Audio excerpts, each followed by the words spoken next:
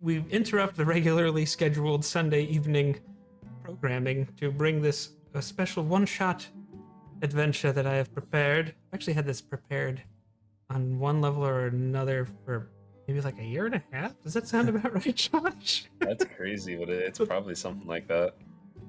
But Josh gets to actually play. You get to play in a game. You don't have to be the DM. It is my first time ever playing in a game, like as the player, with etsevbo, and I'm very excited for that. Ooh, I really like that. I'm also very excited. What I don't like is that chat isn't showing up. Down. Be let down. How embarrassing. Let's see if we can get this chat to work real quick. Josh, do you want to go over some announcements maybe while I do the thing? Or you probably thought you didn't have to do that. Yeah. Here's the thing about announcements, Jake. I'm always ready and I always want to go over the announcements. Yeah, so you know what I'm going to do? I'm going to go over the announcements. So,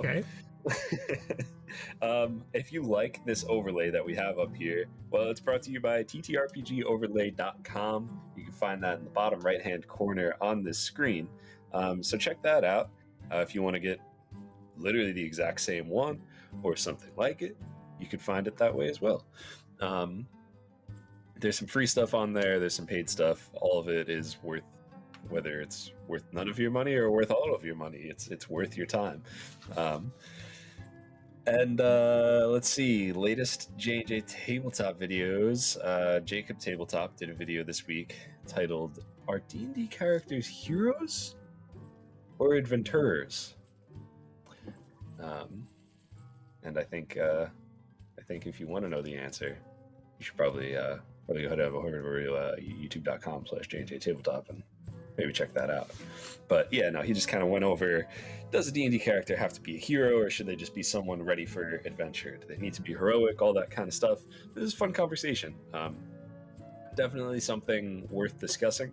So check it out. Let us know your thoughts in the comments of that, because we'd love to talk about it.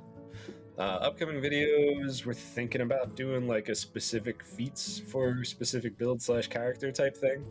Maybe. I don't know. If you have something specific you're looking for there, then just, shoot us a message and maybe we'll do exactly that. I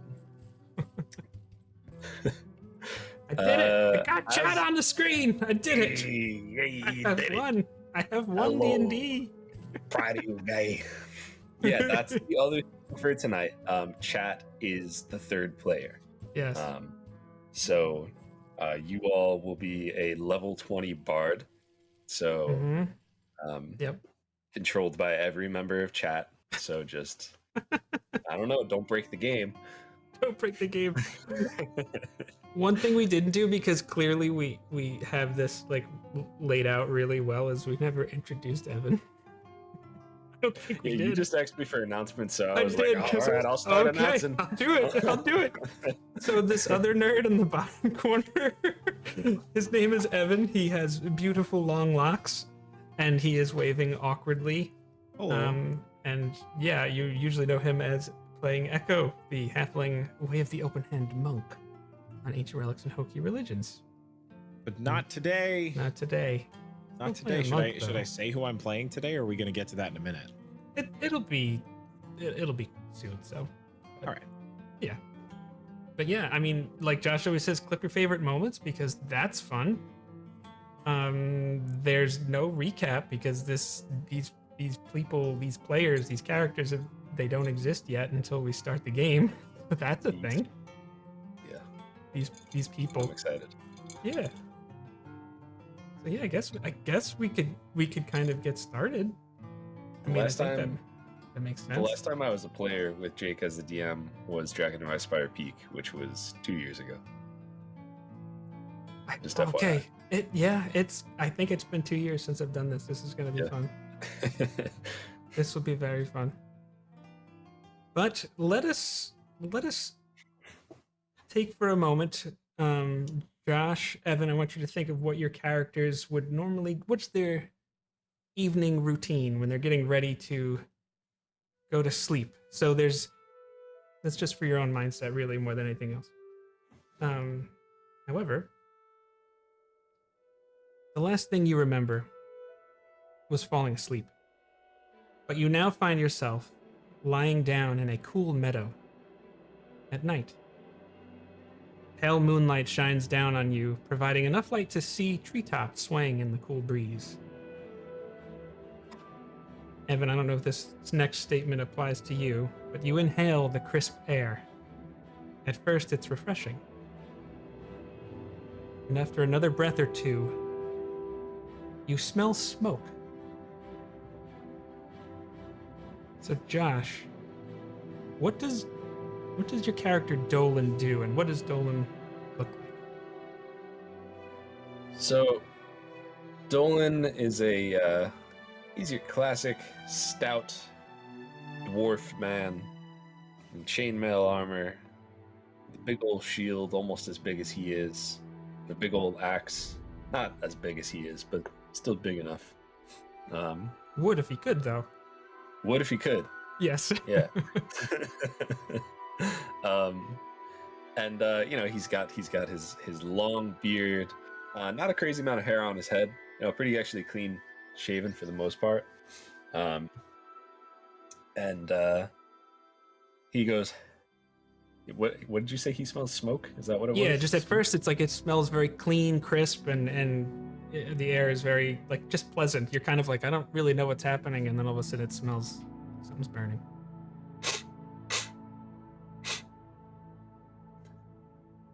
Well, there must be a fire nearby. Yes. All right, and then Mr. Evan, would you like to describe your character, Wakuma? So, Or I said that wrong. it was pretty much right. It was Wakuma. So my character is Wakuma. And Wakuma is basically like an automaton, like a robot kind of thing, but made of a mix of wood and metal, kind of like a gunmetal in color, but a mix of different metals. So sort of like a dark, kind of like a dark mid-gray, with bright yellow sort of lights for eyes, but no real other facial features. It's like basically a smooth sort of faceplate. But yeah, he's something called a Warforged, which is a pretty cool thing. But he has a little headband that he wears that has a small gem, almost like a third eye, a similar colored gem, like a yellow gem, but it's obviously not illuminated like the other two eyes. He wears a hooded cape, but he usually keeps the hood down, and he wears a kind of like, I don't know how to describe it, almost like the lower half of a robe, but just sort of tied around his waist. So his upper half of his body is exposed, most of his legs are exposed, and he wears a pair of wrist guards, basically just sort of to protect his upper arms up to his wrists. But he is currently in a state, almost looks like he's meditating, but his eyes were not illuminated. And hearing Dolan stir and say what he says, his little eyes spring to light.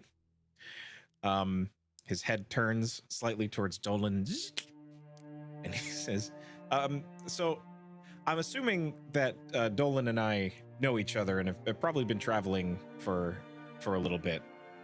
You guys can handle that however you'd like. I'm fine with that. What Sure. do you think? Have we been traveling? I say for easiness sake, yeah, we've been traveling together. All right.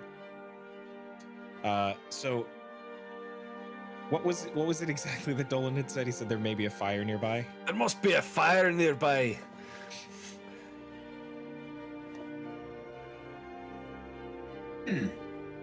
Are you sure? I don't see anything. Well, I smell some smoke. I hope it's a controlled one and the forest isn't going ablaze. Speaking of which, That would be problematic. Certainly. So, Jake, Yes, sir. well, Indy's thought you were talking to him. a wild dog Yes. traverses through the forest. I'm sorry. You had said we were doing like a nightly ritual kind of thing, like going, holy cow. You're fine. Yeah, you were getting ready for bed. The last thing you remember was falling asleep. So you're kind of like in that moment of waking up. You're like, oh, this is pleasant. And there's gotta be that moment where you're like, wait, how the heck did I get here? What is this? Okay, all right, yeah, that's kind of what I was getting at. Like, is this the place where I went to sleep, or did I wake absolutely up in a different not. place? Okay, all right. So, come to think of it, how did we get in the forest?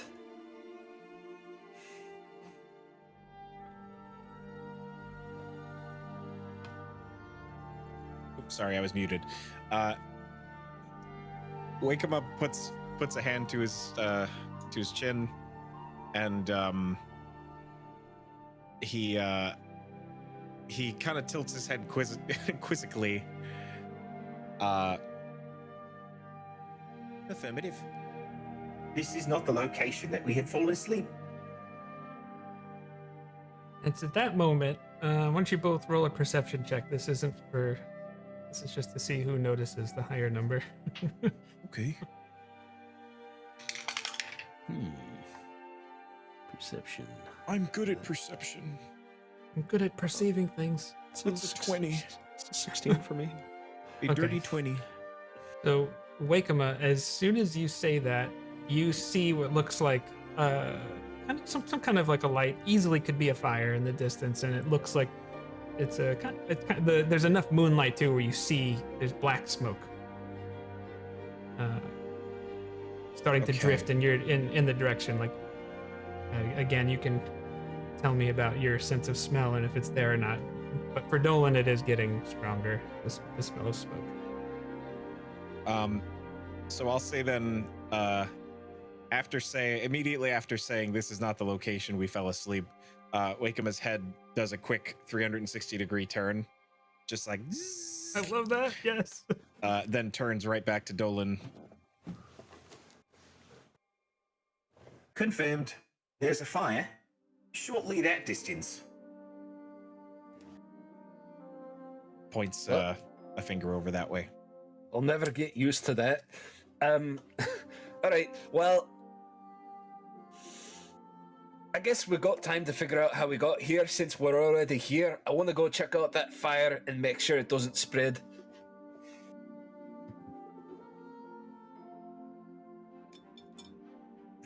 I will gladly join you. And he gets up to join in. All right. Sounds good. And as you start to head in that direction, you see what looks like a small village. It's and by small, that could be used in a couple of ways. It doesn't look like it's largely populated, but also you see tiny creatures scurrying about, smaller and shorter even than Dolan. Because Dolan is a dwarf. He might not be tall, but he's thick with two C's, as the children say. The children. All of the kids say that. I am relating to you. Yes. So you see it's a gnome village is what you see. Okay. And it looks like one of the larger houses is on fire. You see villagers kind of running about a little bit, seeing what's going on, making sure their kids are okay, that sort of a thing. And yeah, you see this sight before you, and you hear someone say, "Wait, it's one of. I think they took Rosalinda. I think they took Rosalinda," and points up in the sky. And it's difficult to see, but you see what looks like these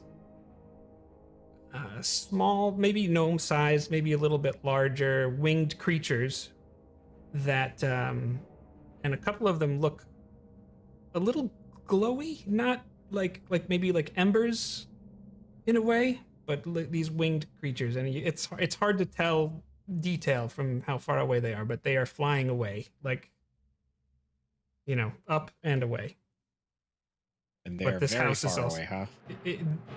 They are far, yeah. I would say probably 200-300 feet. The only reason you can really see is because there is an ember, like a light source, kind of there. 200 to 300 feet, you say? I do. Oh boy, this is where I go. This is where I go. What did I give Evan? And I don't even know. No, I don't think I could get there in 200 to 300 feet. I can get pretty far, but 200 to 300 feet's pretty far. They are also probably 150 feet in the air too, so they're That's what I rising. figured. Yeah. Okay, so yeah, there's no chance then. Toss me. I was looking for the distance of. Never mind. I won't say. Sorry, Skelly, I didn't ask. I'll do better in the future.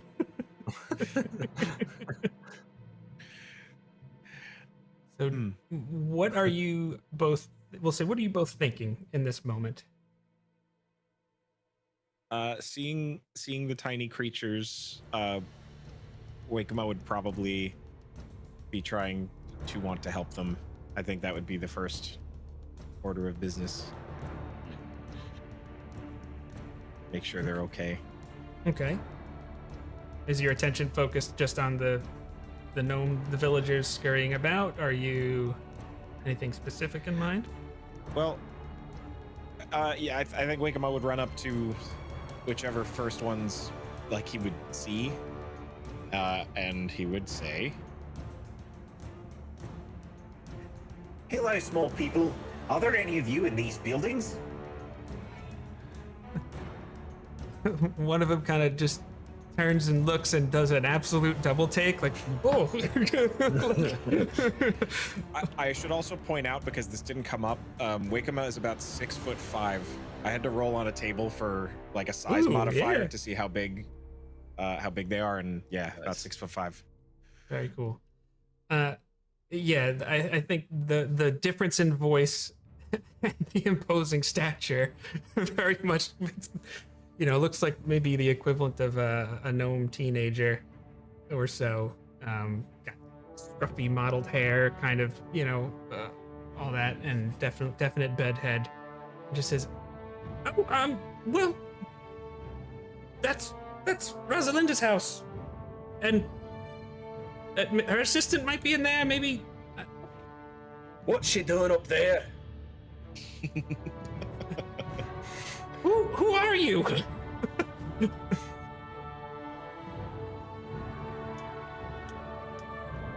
Do we have time for pleasantries? I don't know. I just, it looks like they took her. What? Who is they? The Mephits.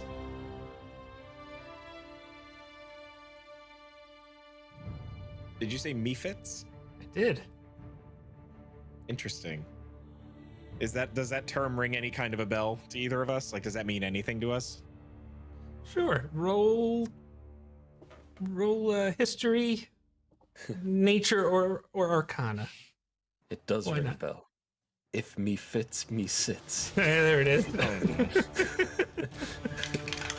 Nature, history, Woo! or arcana? Okay, doesn't matter. What you get? It's 5. Okay. I got You did an 8. really well. Yeah, You that's got a an straight 8. roll for me.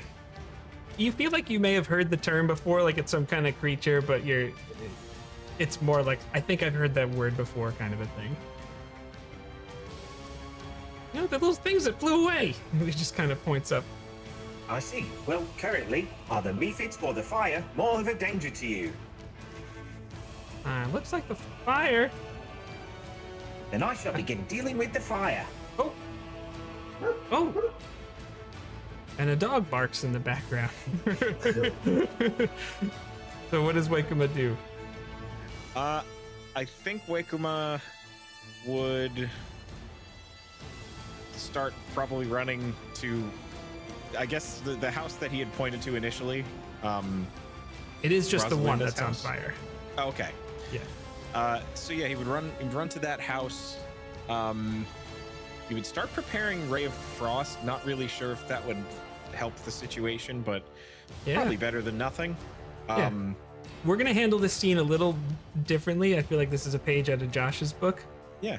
So like if a house is on fire, and I'm gonna let you guys tell me maybe what kinds of things you might want to do to help, and we're just gonna kind of roll with that.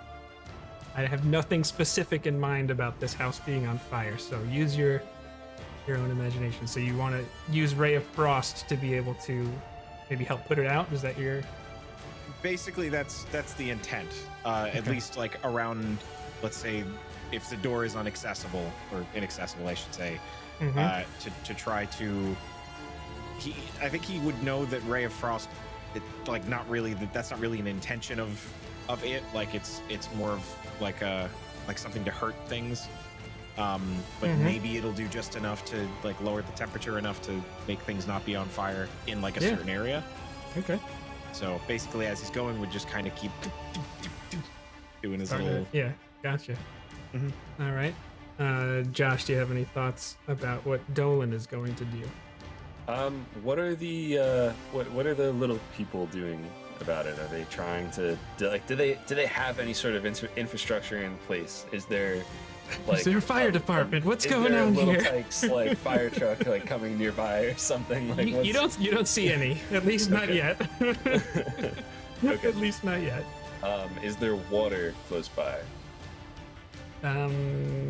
Yes, there. Well, it looks like there might be a well within 50 feet of the house. Looks like a public, kind of in the center of town here. All right. So, I think what Dolan would like to do is can he fit through the door? Is it dwarf sized too, or is it even smaller? I mean, even though yes, this is designed for a gnome, it does look like larger creatures could fit. Okay. It might be a little more snug for Dolan, because I imagine he is a big, muscular man. Yeah, absolutely. But yes, he's definitely a little husky. So he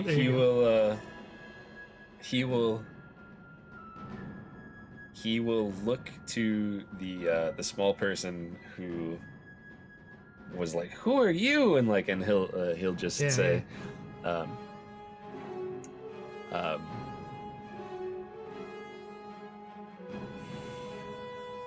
"Pardon the rudeness, man." That smoke will get you, I know.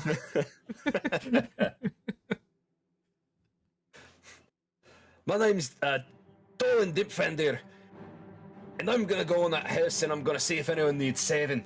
And he grabs the little gnome's hand, shakes it if possible, and then he wants to start heading towards the building to go inside and see if there's anyone in there. Yeah, okay. So we'll say as Wakema gets there, it looked like you were evaluating the door right away. You start using Ray of Frost, and you kind of actually knock the door down off of its hinges, but it does look like between that and your ability to just try and modify the cantrip, it looks like the door is passable. You're not sure for how long, but Dolan notices this, and you move through the doorway. With my axe and... Yeah, he's ready to go. Yeah, I love this. And it looks like what you might imagine, if you've seen This Is Us and you've seen that fire scene, you see things are ablaze. What are you looking for? You're looking for people? Is that? I'm looking for, if there's, he mentioned that the assistant might be inside. So, he'll walk in and just kind of do a quick, try to look around and he'll say, "Is anyone in here?" Okay, let's make a perception check with disadvantage because of the smoke. That's 8, I think. Yeah, 8. Okay. And then make a separate one regular. First was okay. I was gonna say first was eyes, second was ears. Okay. You think you hear what sounds like coughing that might be coming from the second floor. And you do see a staircase kind of right in front of you. You know how some houses are that way. Actually, I think, Yeah, kind of like my house. I was gonna say, I was like, your house is that way. Yeah, so I'll Dolan will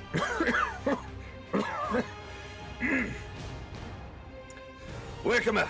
There's someone upstairs. I'm gonna go and try to get him.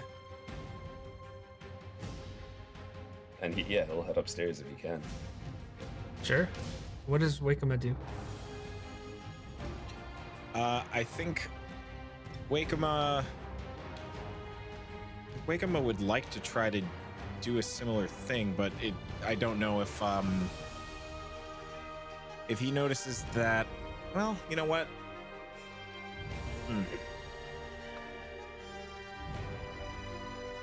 Yeah, I mean, his goal would be to look for any other people in the house. So I guess I'd like to have him do the same thing. You know, try to do a visual look and try to listen. Okay. Um, You want to roll a perception check? Disadvantage for sight. Wakeham is definitely faster than Dolan, so if he was trying to do the same thing, I'd venture to guess that he'd probably beat me to it. well, I'll say my first roll was a 1.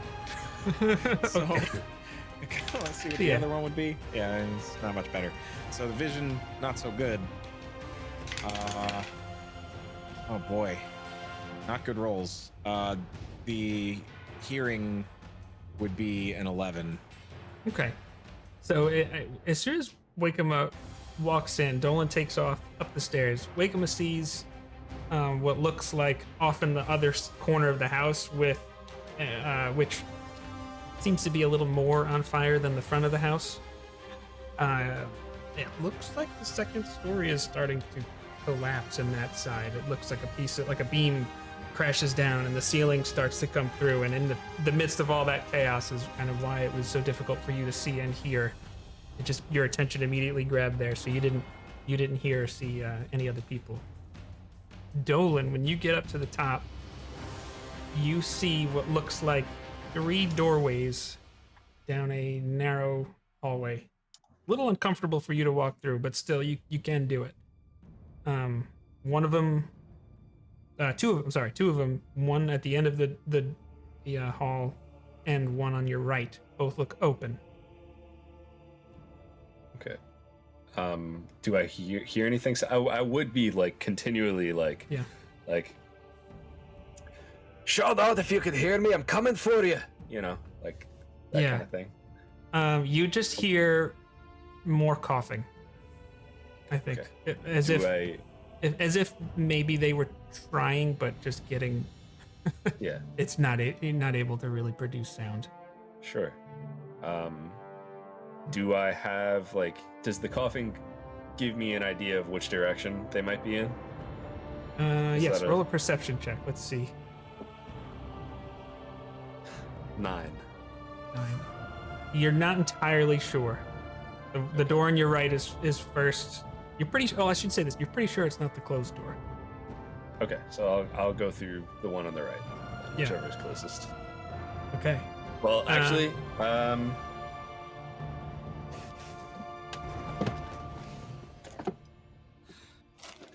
I like the actually. Fun things sometimes happen when people say actually. Dolan takes a second, looks at both doors, flips a coin out of his pocket, flips the coin, and then goes to the right. Okay. And he does take the time to do that. Okay. All right. Yeah, so you go to that door, and it looks like sleeping quarters. Pretty simple. Probably hard to really make out too much detail as to how nice or whatever it may be, but you don't see anyone else in this room. Okay. I imagine Wakema was like right behind me. I was gonna say, what's Wakema doing? Well, I think that depends. You said that Wakema noticed that the second floor was kind of starting to collapse. Mm-hmm. How tall, like, is the ceiling in that lower part of the house? Barely enough that you could fit. So 6.5, 7 feet, and you're. Is it like one beam in particular that's like starting to collapse in on itself? It looks like one of the, like if there is one central beam to the house, this is one of the like secondary support beams. Like if one is this way, you got a bunch. Okay. Right here, and so it was it's that corner. One of those went. Yikes. If Wakema didn't see anybody downstairs, but he noticed the beam collapsing, I wish I had a spell that was appropriate for this, but I really don't. What are you thinking? Do you have anything adjacent or close that could be fun? No, not really. Okay. I really don't. The closest that I have is ice knife, because it like explodes like in a little burst of ice. Mm-hmm. But it doesn't feel. That doesn't feel right. Like there are plenty of spells that are like actually, appropriate for this. Yeah. I'm almost thinking. My initial thought is that Wakema sees the collapsing beam and would probably be like, I don't have enough time to get upstairs to help the search, and also I weigh almost 300 pounds. So I think the best thing that I can do is see if I can brace something physically. Okay. And I think I would like to try to make some kind of athletics check to just like brace up and hold it in place. You're physically gonna do this. This is awesome. Yeah, make an athletics check. Yeah, I have really no other options here. This is so cool. I love it. Oh, that's not bad. 19. Yeah, you find some spots. You do the quick little like, make sure it's not. Is this gonna burn my hands? Like what's going on? And it feels hot, but you think you're probably able to do this for a little bit. Okay. Then I think he would shout.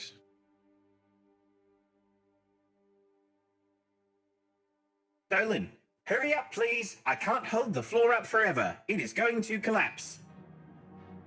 I'm trying my best. Okay. So back to Dolan. The first room, you're pretty sure no one's there. He'll try the next room. Okay.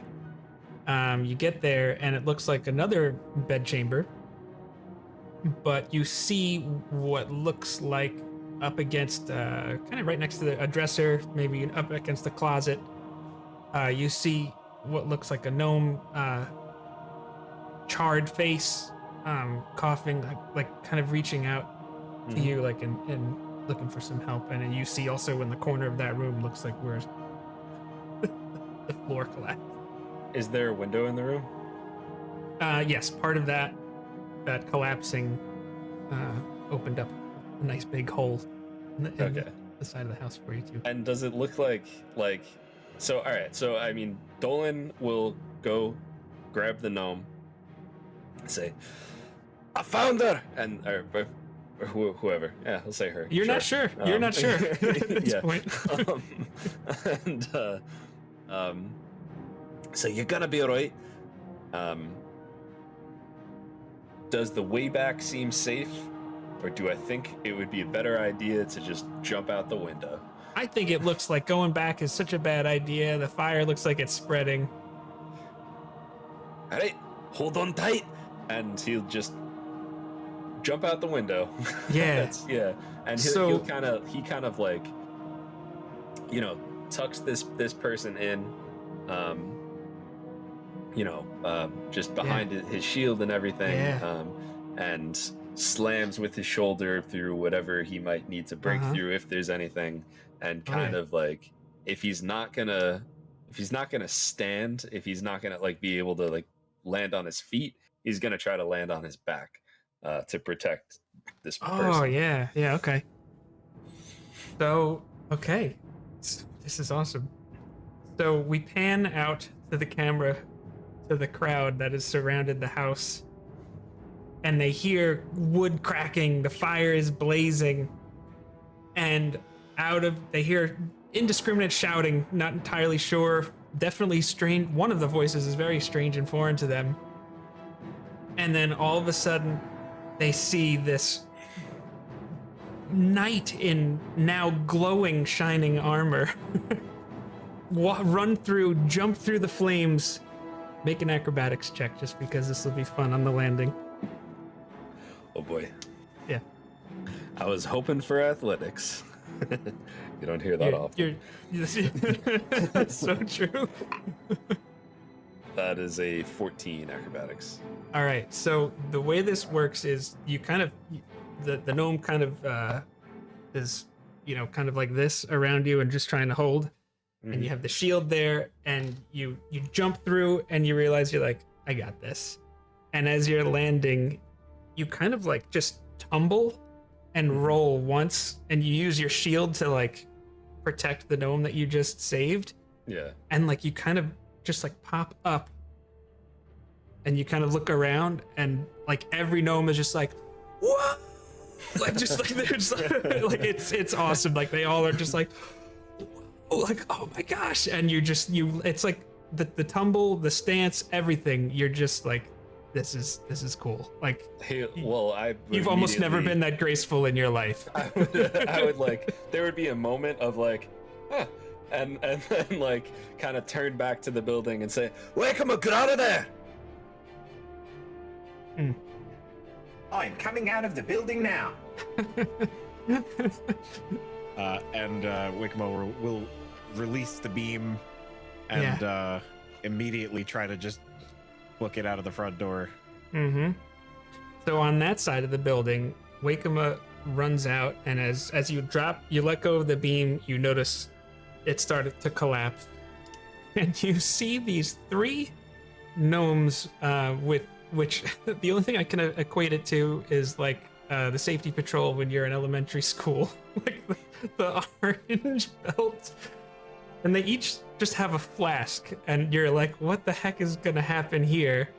And they each go, Aquafina Maxima, and then all of a sudden this like just gout of water comes out of each one of them, blasting the gnomes back a couple of feet, and they just start shooting this water at the at the house, and they start to be able to, the smoke starts to turn white instead of black. They're starting to fight this fire in a way that's a little more effective than your ray of frost unfortunately was. Gout water, yes, they shoot gout water at the house. Oh no, Skelly. And it looks like the house is starting to the fire is starting to be put out.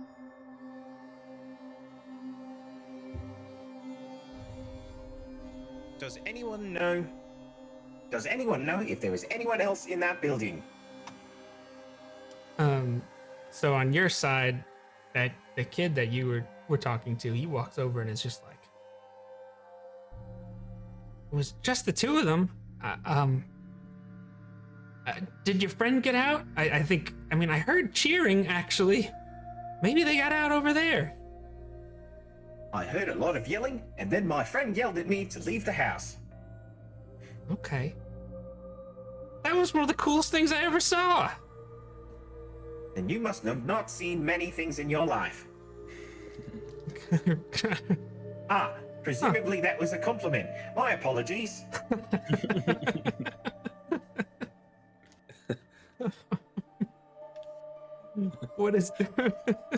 What's Dolan doing now that he sees that the fire looks like it might be starting to be put out?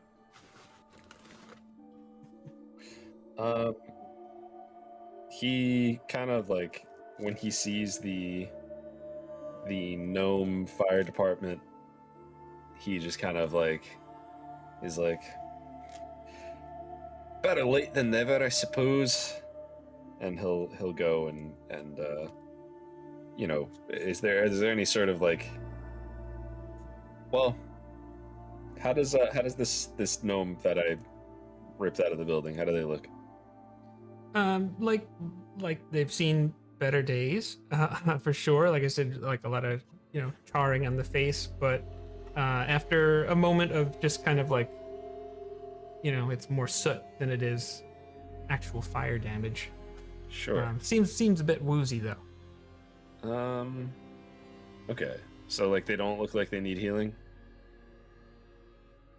I think they would welcome it. Yeah. Okay. On a scale of 1 to 4, maybe like around a 0 or a 1. Yeah, that's what I was gonna say. I'm gonna use lay on hands for one hit point. Yeah. On this person, as I just kind of I like take my hands out, just kind of hold them together, put them on this person, and then like they start to shine for a second, and then just it's literally like 1 second, then it's like Not gonna empty the tank on this to make sure you're okay. Yeah. You just see these like bright teal looking eyes kind of open up and just start the person just starts coughing.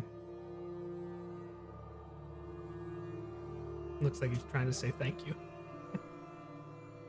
It's all right, you're welcome.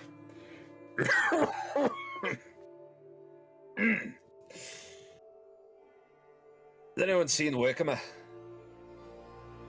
And then at that point you hear somebody say like, there's like this metal man or I don't really big metal, and it's just like pointing, and then like they're all like a bunch of gnomes are starting to move in that direction.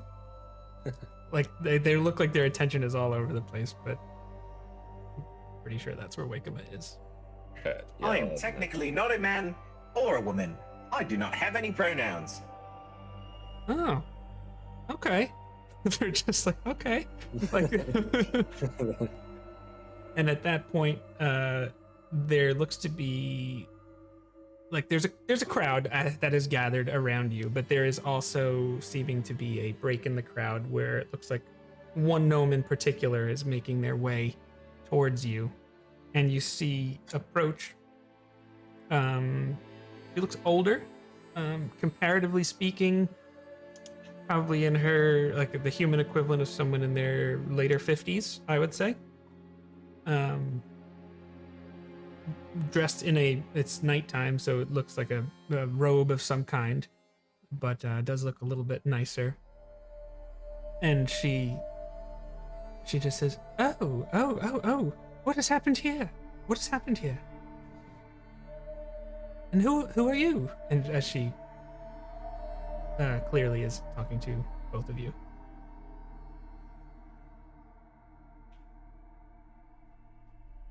Hello. My name is Wakema, and this is my friend Dolan. And we are here, and this house was on fire, and we went inside, and I had to hold up the second floor of the house, and then my friend went upstairs and saved this person from inside the house, at which point he told me to go outside. Oh dear. You're both so brave. Oh my.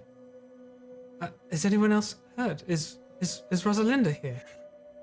And then you see just another gnome's like, we saw them take Rosalinda away. Flew out that way. It was the Mephits again. The Mephits. The Mephits. Why do you say that? I don't know. But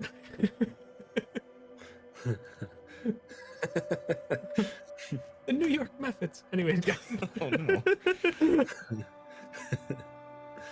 She just kind of shakes her head. We owe you a great debt of gratitude. And then she kind of locks eyes with Dolan. And make an insight check. Okay. Mm-hmm. That is a natural 12, which would make I my thought you were going to say insight natural check. 20. No, it's a 16. 16. You have seen this look before, Josh. Or Dolan has seen this look before. She's given you eyes. You are the strong hero that jumped out of a burning building. Mm-hmm. I get. Okay, let's. Yep. We love to make Josh flirt. Or not. Either way. He will just kind of like look raise an eyebrow, and I feel like he might be more interested in what's going on here, though. Like, Sure. So he's just gonna he will look at them and just be like, "What's all this fuss about a mephit or a mephit? What are they doing, flying a lady away?" Well, and the older woman takes a step closer and says, "My name is Galda Gildengord, but you can call me Gigi. I am the mayor of IR, and the Mephits sometimes have been harassing us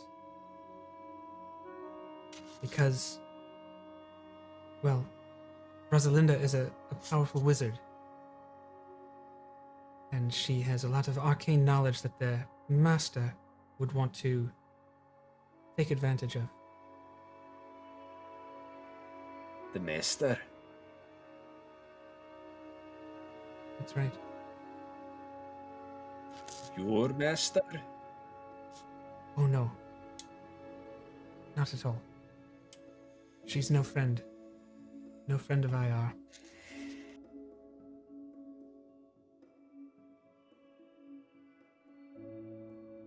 But I think we have a couple of strong and brave warriors here that could rescue Rosalinda. And then you hear her, it almost as if something just occurs to her in that moment. "Has anyone seen Wendell? Is Wendell here?" And what did you do with the gnome that you had rescued? You're still carrying him? I would have. So my assumption is that you heard that, right? My assumption is that, like, in addition to their little fire department, they had some sort of EMT personnel. Yeah, exactly. Sure. Yeah, you see, he's got. Looks like he's got a mask on of some kind. Like a plague mask.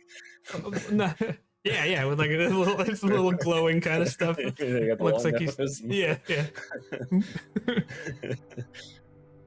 And then it looks like a few of the gnomes part, and to show the mayor that Wendell is there, and so she heads over to him. Does Dolan and Wakema follow? Yeah. Okay. The gnome takes the mask off and says, "Couldn't stop them. They tried. They must have bound her before that. She could do anything. She's a powerful wizard, but she couldn't use her hands." That's how you stop a wizard, by the way, in case you're wondering.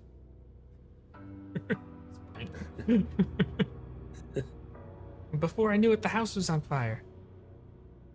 But if someone goes to save them, I think we could get them there. I don't think it would be too difficult. You gotta break the fourth wall sometimes, Skelly. And then the older gnome turns and looks at the two of you and says, "Would you please help us? Rosalinda is who keeps us safe. Although she didn't do a good job of it this time. But she normally is the one that keeps us safe."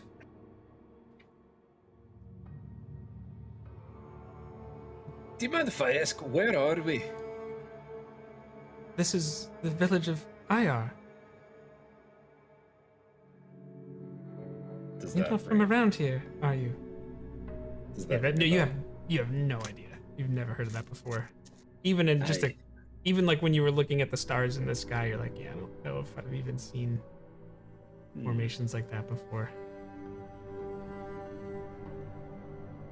Well, no, not from around here. Do you think Rosalinda would be able to get us back home? Oh, if anyone could, she could. Hmm.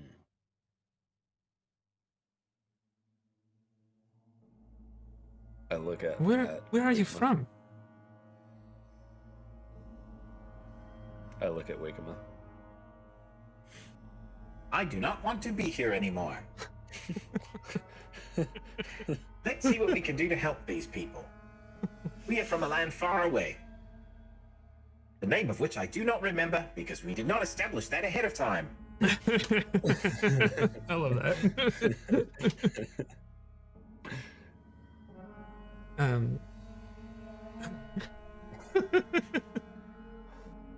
Well, Wendell, They call it the land down under. the land down under. There it is. Can you hear? Can you hear the thunder? Wendell, the gnome that was getting some help from the mask, reaches in his back pocket and takes out what looks like a pocket square, little odd little black pocket square, and starts to unfold it on the ground, and this thing unfolds into something that's pretty big, 5-6 feet in diameter, and every all the gnomes kind of like look over, and it looks like this whole room of things underneath where the hole, like it landed on the ground, and now there's just like a hole there, and then he looks like he's just and he just hops down and he starts like rummaging through things, and I would like both of you to roll the d8 for me. Okay. Did you hear it as I began to roll a d20 and then you said d8 and I threw my d20? Like, no, not the right dice. So 6 for me. Okay, And a 2 for me. very cool. Okay, Maximum damage, baby, for us together. So he takes out what looks like 2 vials, two potions. One of them looks kind of iron and metallic in color, and the other looks kind of like a pale blue, I would say. He takes the pale blue one and says, "This one will let you fly. You should hold on to that one." And he takes the metallic one and says, "And this one will make you invulnerable. Well, maybe not invulnerable, but it's gonna be a lot harder to hurt you if you drink this." So you get a potion of flying and a potion of invulnerability. And they say, Neat. Go ahead. He said, neat. I just Oh, said neat. Okay, neat. Yeah, you can use that however you'd like. And then he also does a little whistle. I can't do it. Plus, it would also be super obnoxious to do the whistle if I could. There's the kind of a thing. And then you hear what sounds like a croaking toad of some kind of hop out from kind of from like around the well area. And he just says, "Ah, yes. This here is Guy. Guy will be your guide. In order to save the wizard Roz, you must follow the yellow slick toad. And you are now off to save the wizard Rosalinda, the wizard named Roz." Get it? Because that's the kind of thing I do. That's pretty good. Yeah, it was pretty good. I was wondering why you were saying Rosalinda, like Rosalinda. And Why is he saying Rosalinda every time? so Yeah, we get it. Yeah, okay. to break everything for a second, when my sister first was pregnant and was having a baby, my grandmother was very insistent that she needed to name the baby Rosalinda, and that's what she Okay. kept referring to the baby as. So Every time. every Okay. time. All right. I think that's a good spot because I have to make a I have to go make number ones. So let's. Oh, me too. Perfect. There we go. Let's go. Let's take a quick break before we continue saving the wizard named Roz. All right. BRB. If anybody here has any questions or any comments, concerns, or anything like that, just throw them in chat, and we'll start to answer them as soon as we get back. So we'll see you Or in a little compliments. bit. Or We use compliments too. or insults. bye-bye. Insults work too. Yeah. Okay. How do we like these characters so far? I like the character. I like Wake The character. The characters. character. I love that you're doing your Australian accent. Yeah, it's somewhere between Australian and Kiwi because I can never quite keep it totally straight which one's which. They're hard. I feel like it works. Australian, the Kiwi one's just a little. It feels softer. Kiwi's To funny me. because it's softer in some ways and harsher in others. Yeah, my thought behind this, I went in a totally different direction than I was planning to. I actually intended to retread a character that I've already played in the past, but then like change the personality a little bit to fit the subclass, your custom subclass. But instead of doing that, I decided to just have his like default speaking tone be the only way. Like basically his major flaw is that he only has one tone of voice. I So like that's that. why everything he says is exactly this way, and there's not really any other way that he can communicate. I love it. Originally, I was going to have the other character would state because of like a similar reason would state the intention of each thing that he was saying. So it's something like, question: how many people are in this house, or like that kind of thing. But I thought it would be more fun in this case not to do that. Just have everything be just kind spoken of, the same way. I'm kind of based off of the HK Yes, from KOTOR. I never played, and someone brought that up to me as like, oh, looks like the guy from See, KOTOR. That's I've never played fantastic. it. I Yeah. love that. I love that so much. All right. So Josh, can you, the next scene, I'm assuming, actually, before we move on, was there any other questions or things you wanted to do before you leave the gnomish village?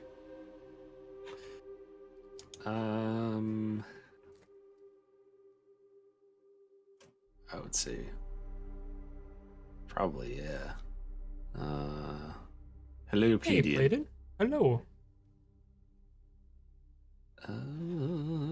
Well, all right. Before I say what I'm gonna say, did Wakema have anything else too, or are you just kind of?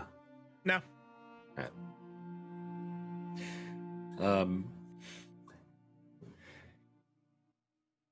Gilma Gabba Ghoul. Well done. Is there anything else that we should know about what we're going up against? Anything that you could tell us? I mean, if you're giving us a potion that's going to make us Yeah. resistant and the potion's going to make us fly, it sounds like we're going into something pretty dangerous. Oh yes, but I think very strong men like you can handle yourselves. I am And- technically not a man or a woman. I have no pronouns. You can call me whatever you wish. She kind of like glances and like unfortunately halfway through your statement, she just her eyes just fixate back on Dolan. He just smiles. Says, But yes, Rosalinda has a rival.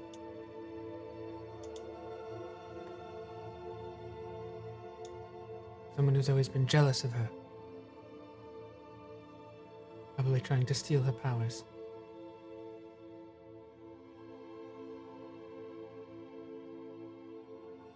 who's the rival? A hag witch. Wicked. Wicked hag witch.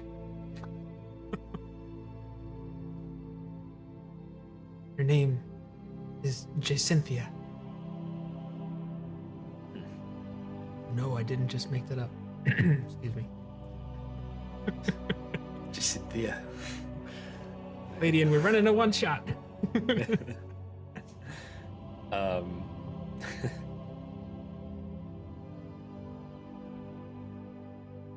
Okay. Well.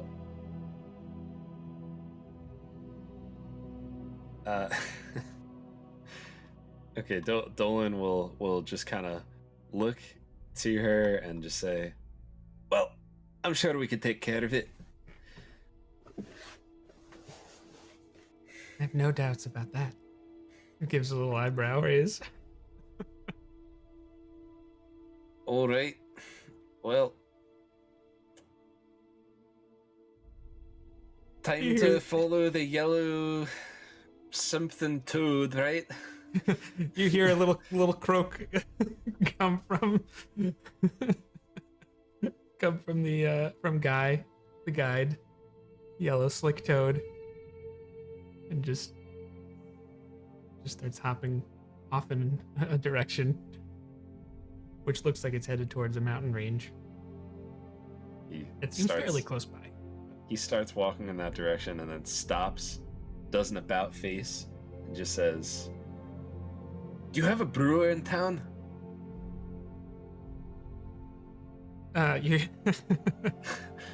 You see a more rotund-looking older gnome come out and just say, "Why, yes, sir, I'm a brewer." "Bring me one of your best before we go."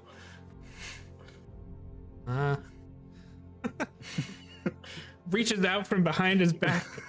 Says, "I'm ashamed to admit it, but I was drinking the whole time, but you can have this." And hands you his mug. He takes out a silver piece so that everyone sees the silver piece, and then as he takes the drink, he will flip a copper piece to the person, and just say, "Well, thank you very much," and continue on the way. Very, very Wizard Named Roz. Yeah. Rough to save a whiz named Roz. A whiz named Roz, a whiz named Roz. because. Anything for Wakeba? If I only had a heart. Ah, yes. All right. So, probably since everything is your sense of time is a little off, your sense of direction, you're not entirely sure really about anything except for we're just literally following this toad that croaks periodically and is just dutifully moving in the a very has direction, knows exactly what it's supposed to do. And after maybe 3-4 hours or so go by, the sun starts to rise. And you start to hear, Josh, if you could load up the first map on Fantasy Grounds, I would appreciate it. You start to hear what sounds like a loud noise, a loud voice, I should say. Help me! Help me! Oh my God! Help me! Help me! Oh! Just like that. And so we're gonna start to head over here. And this map, by the way, is a mad creation. Brought to you by Mad Productions. Mm-hmm. And you guys are going to be approaching from the south. I almost said south left. Southwest. It's funny. I grabbed my token and tried to drop it onto Twitch. It's like, here, this goes here. This is where the things go. Okay. The south left box, if you will. Should I make the toad bigger, or? The toad is a tiny creature, so whatever you feel good about is good. but I don't really, doesn't matter to me. Bolted to the cross thing here is a scarecrow. So we'll put a token there. Yep. That is the one seemingly who is making all of the ruckus, and the reason why is because you see there are, Josh, if you could give me 3 magmas, 3 steam, and 3 dust, and just put them on the map. I will move as needed. These are the magmas, I believe. Okay, and then I could get tinny as well. Yeah, I really like this map. The steam ones are just, it's so hard to see. It just looks like a blob. Okay. And then up in the field up here, it looks like the dust ones are kind of harassing what looks to be actually potentially another Warforged.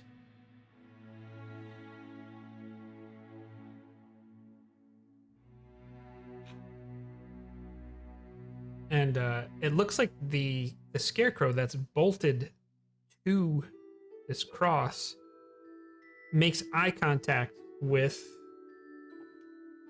Dolan and says, "Please help me! Please, please, please, please, please, please help me!" And it looks like the flying creatures, these look similar. The 3 around the scarecrow look like they have like a rock, a glowy rock look to them. There could be some liquid going on in there. Definite fire things happening. And then it looks like there's these 3 like similarly sized like creatures, animated creatures of dust around the Warforged, which seems kind of locked in place. Looks like they're holding an axe of some kind. And then it looks like there's these 3 like steamy ones, which are very odd to figure out what's going on there. But again, they look like they're kind of milling about in the middle. What is it that you wish to do?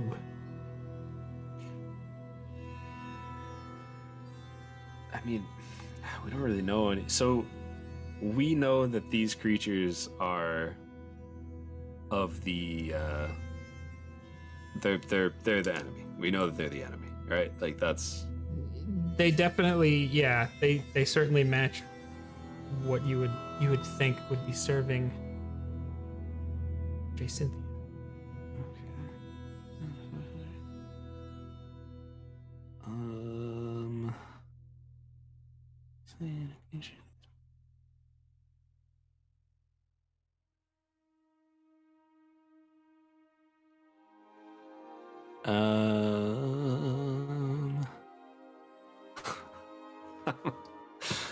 I'm all right. I think. Oh wait, what's this? It's just a 5-foot range. Is that all it is? This is the part of the program where Josh is figuring out what his character can do. Yeah, sorry. No, all right, Okay. I had something I wanted to do, but it feels so. All right, I wanted to use Moonbeam, but it feels like it should be more than a 5-foot area, because if it's just one 5-foot square, it's not at all worth it. Is it a my 5-foot opinion. radius? 5-foot radius, yeah. So you pick a corner, so you get a 2x2. I got a 2x2. Yeah, because the radius is half of the. Thanks, Jake. All right, got in you, that you got it. case. Oh, I get to do the drawing thing. Or Josh, no, you can do it because that's what's classic. Pick a corner. And do your thing. In that case, yeah, Dolan is going to look at Wakema and just say, "Well, it looks like we're getting the taste of what's to come." And he's just going to, if he can, he's gonna cast Moonbeam on this. Why does that keep happening? That's Yeah, let's we might as well roll for very initiative frustrating. too, because I mean that's fun. right there is where he would like to cast it, so that it hits all three of those boys.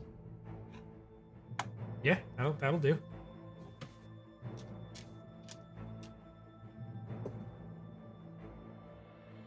My initiative is 15. Mine is 16. Oh, you fast boy. Fast boy, huh? Wake him up! Wake him up! I'm All right. technically not a boy or a girl. Yes. Okay. All right. Sorry. Statement. Correction. That was to Evan. That was Josh to Evan. I'm not trying. We're gonna do where Moonbeam is leading off. So how does Moonbeam work? So Moonbeam, essentially. Moodbeam. All right. So a silvery beam of pale light shines down in a 15-foot radius, 40-foot high cylinder centered upon a point 15-foot within radius? range. I'm sorry, 5-foot radius. Okay, so it's like that's a big Don't boy. mind me. Big. It's not a boy, Jake. I'm sorry. Too gender assumptive. I apologize. So until the spell ends, dim light fills the cylinder. When a creature enters the area for the first time, or when their turn starts in there, it's engulfed in ghostly flames and causes searing pain. Basically, con save, or you take 2d10 radiant damage, or half as much on a Con successful. saves, okay. But that's at the start of their turn, so I don't know what they rolled or who goes first. But Okay, so that's just has been initiated. We'll say that Yeah. was the action of your first turn, but Wakema would go first. Here's. What do you do? Wikama will Wakema's eyes flash quickly, almost like he's blinking,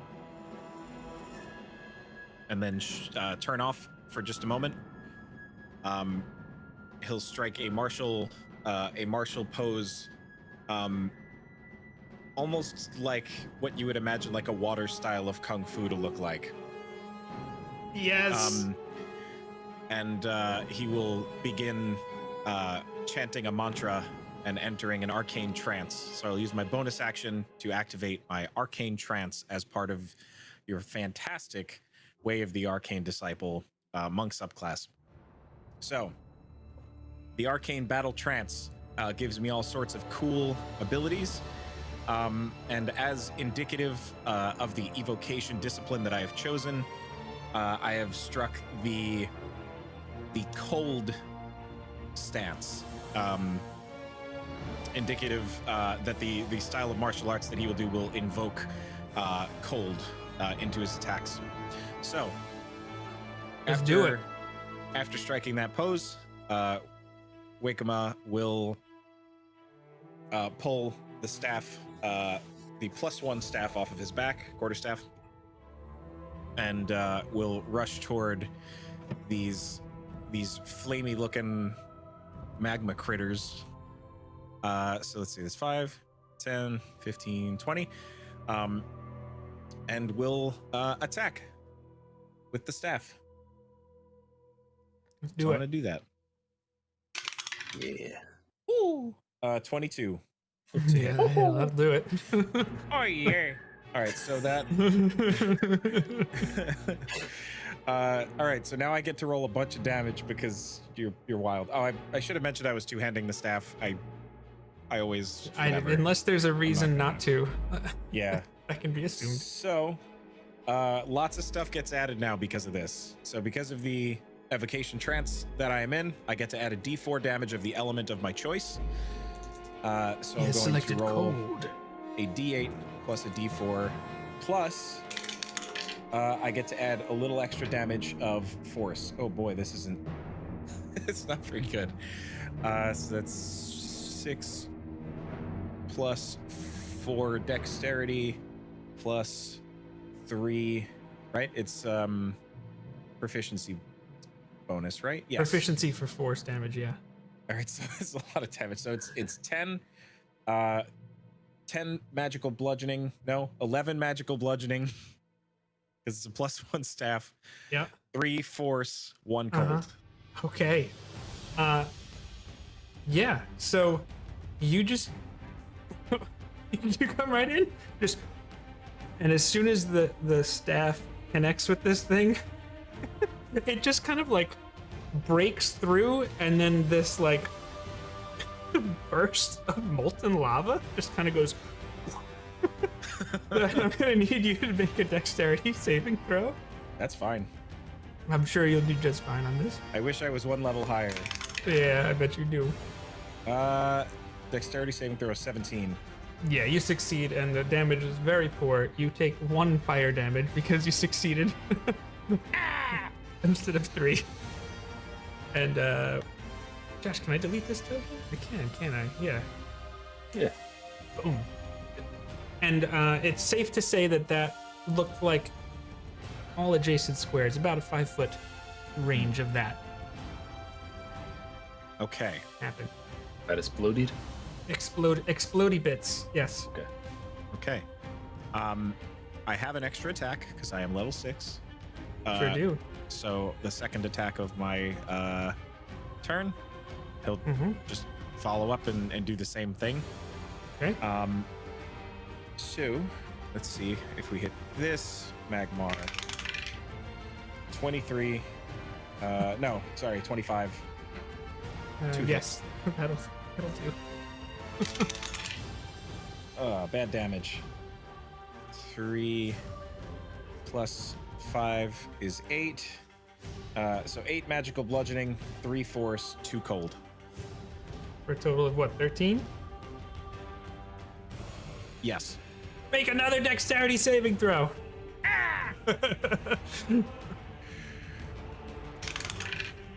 Oh, 16.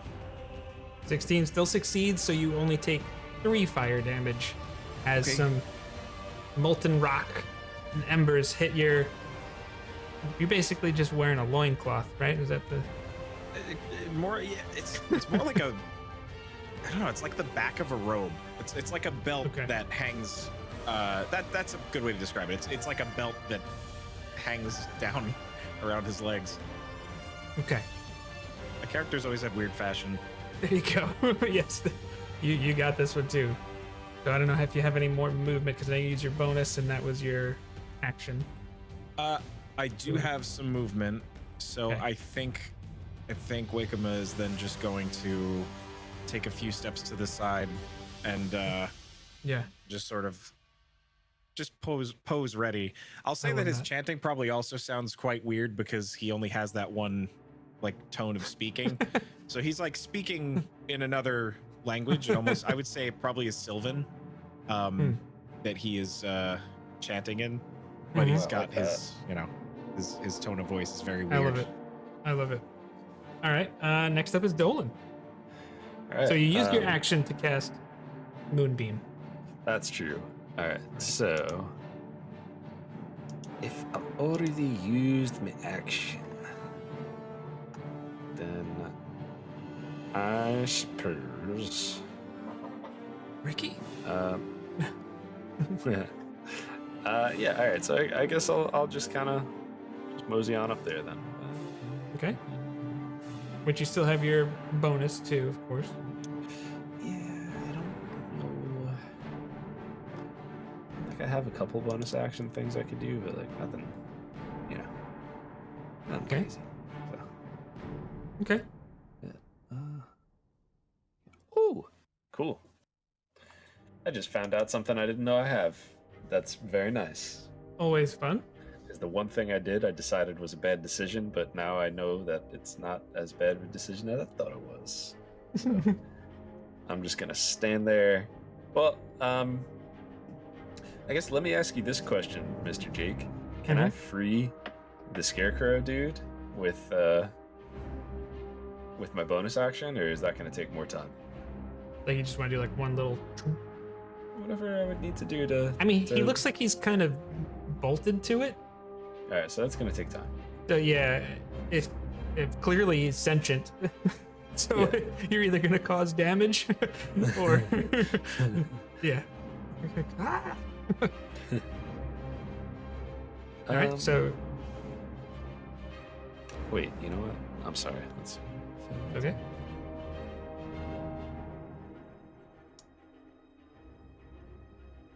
I'm gonna go right next to this Steam Boy. That's where I'll end my turn. I have 35 feet of movement because I have the mobile feet, FYI. I believe it. One of your favorites. It is one of my favorites. Mobile and Josh is like Misty Step and Jake. I also have Misty Step. Ancients, Paladins, good stuff. Okay, let's handle your Moonbeam first. So what happens? The Steam people are starting their turns.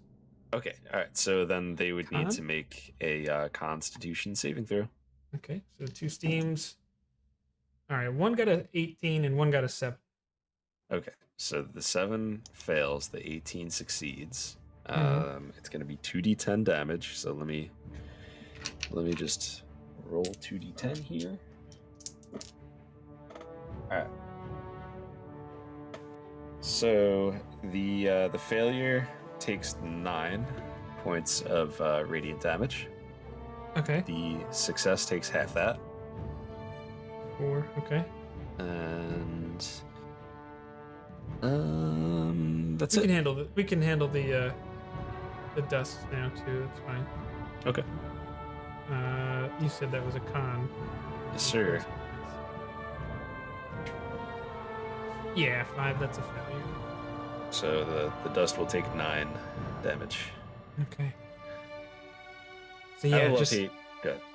I was just gonna say the steam there's naturally this kind of emanating steamy kind of a sizzle kind of a thing happening, but it almost looks like these particles coming from the moonlight itself seems to attach to the steam particles, and it's like they all writhe in pain, and similar with the dust, but it's just like Pigpen from the Peanuts gallery. Peanuts gang. And then the other steam one in front of you, Dolan, is going to strike at you with its claws. Hit me. Yeah. Okay. It's a 9, so that's I know that's a miss. It just kind of slashes at you. All right, and then then this guy is going to move 1, 2, and 3, and then kind of goes and takes in a deep breath and breathes out just a steam-like attack, a cone of steam out of its mouth, just out of the range of Wakema. So I believe it's a dexterity saving throw. Yes, I need a dex save from Dolan. Dex save. It's like the one save that I'm not awesome at. Do you have your aura yet? That's level 7, isn't it? I have an aura. I don't know if it helps me with dex saves though. Let's scroll all Should help the way with all down yonder. saves. Here's that, your Word charisma to protection. +4 to all saving throws. Yeah. But I think it should be Paladins added are just- already. Okay. Yeah, it is. Yeah. Paladins are so dumb on the saving throw. That is a 13. Oh yeah, you save. So you're only going to take 2 fire damage as the steam is hot. Okay. I have to make a constitution or a concentration check, I believe. Yes, DC 10.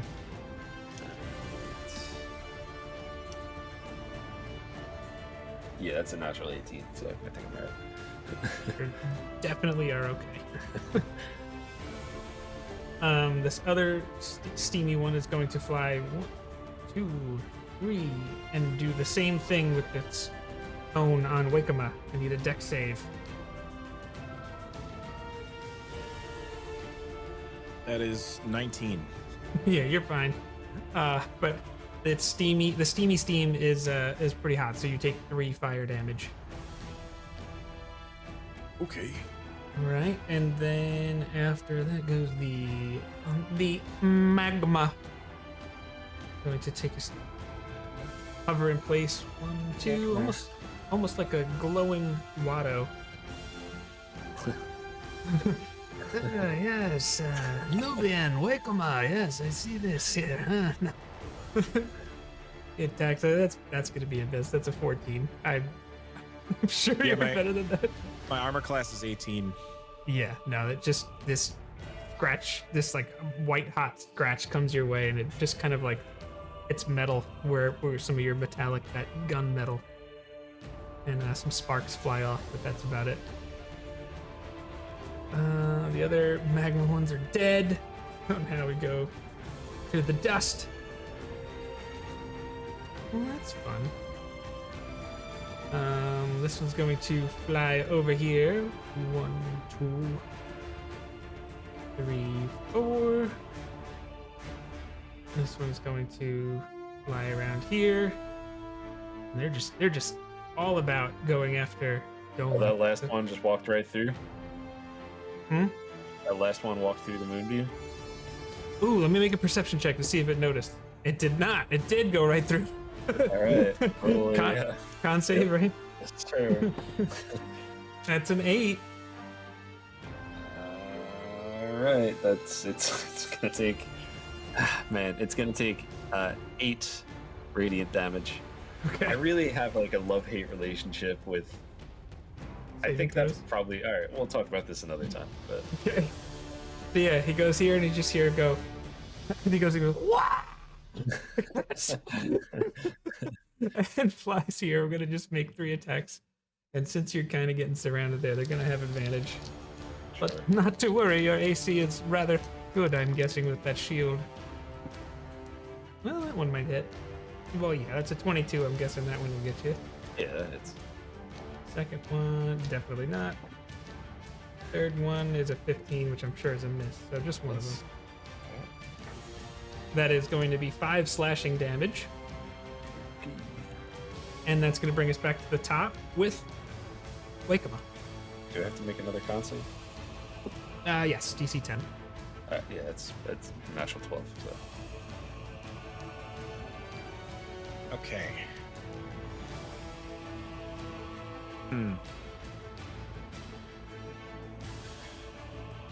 Oh, yo. All right, okay. I'm going to use one of my evocation discipline abilities to cast Magic Missile at first level. Smart. Smart. I'm gonna have the darts hit. Oh boy. To make things easier, you look at a damage, the ones that are damaged. Yeah, that's kind of what I'm thinking. It's like any of them that Wakema would have noticed, like, got hit. Yeah, we got two of the dusts and 2 of the steams have taken damage. So I'll definitely hit the 2 dusts, and yeah, either one of the steams that were damaged. That's what I'm trying to hit. Okay. Well, one dust has 1 hit point and 1 dust has 2 hit points, and the worst you can do is 2. Yeah. So they both go. Okay. I'll roll for the other. Josh, I need you to make 2 con saves. As these darts hit, and they both explode in puffs of dust. 2 con saves. It'd probably be fine, but you never know. You do never know, Jake. Well, one of them was a 16. The other one is a natural 1, which is an 8. So. Oh, you failed one of them. All right. You are now blinded. Oh, really? Okay. Oh, that's not great. I feel like. I think it was this one. Sure. Yeah, it was this one. Those 2 right there. And then you said a steam. Was that right, Evan? Yeah, 2 dusts and a steam. Okay. One of the steams that was damaged. I think the 2 damaged ones went after Josh. It would be 4 damage. 3 plus 1. Okay. Roll any die. Tell me odd or even. Let's do you. Odd. Okay. So you got the more damaged one, which is probably what you would prefer. Josh, make a dex save. Dex save? Yeah. These guys are so Oh my not a threat, but they're goodness. obnoxious. Yo, I just rolled a 3. So that's 8. Oh, that one has a max damage for 8 fire damage. Oh man, Wow. man. If only there was some way to avoid all that damage. Oh no. There's some way to. What am I forgetting? What am I Nothing. forgetting? me not attacking all the things around you, but also I don't want you to get pummeled. You gotta do what you gotta do. Yeah. I thought you were saying that like if only paladins had that main feature Right. that Yeah. most damage. And I'm like, oh god, I haven't played a paladin since the first time I played this game. What am I forgetting? Like, Yeah. It's a reaction that lets you just sort of like duck down with your shield over your head. And hope for Shield the best. Master. Yeah. I love Shield Master actually. yeah, that's true. So that was your action. That was my There's action. 3 darts. Yes. So the way that looks is Yeah. Wickama turning and just spinning the staff over his head. And as he's doing that, you see little crystals form on the end of the staff, which as he finishes the swipe, fly out sort of in an arc behind him and each finding their targets. At which point, Wickama then tries to deliver a spinning kick. I will spend a key point to do a flurry of blows. Yeah. Let's do it. So my first bonus action unarmed attack will be at this magma directly next to Wickama.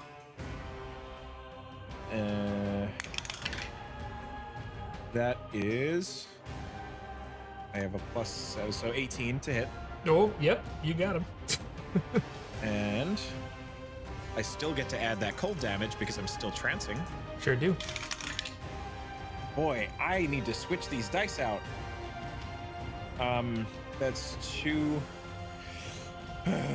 plus so 2 6 bludgeoning or magical bludgeoning damage because now I'm level 6. I have magical attack. Yep. 3 force, 3 cold. Total of 12. 12. Make a dex save because you popped him like a melon. 18.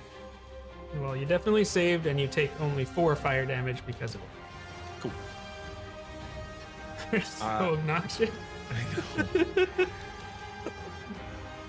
Wickama is then going to just spin right up to this steam fella and do the same. Okay. 15 15 hits. to hit. Okay. Okay, better. 9,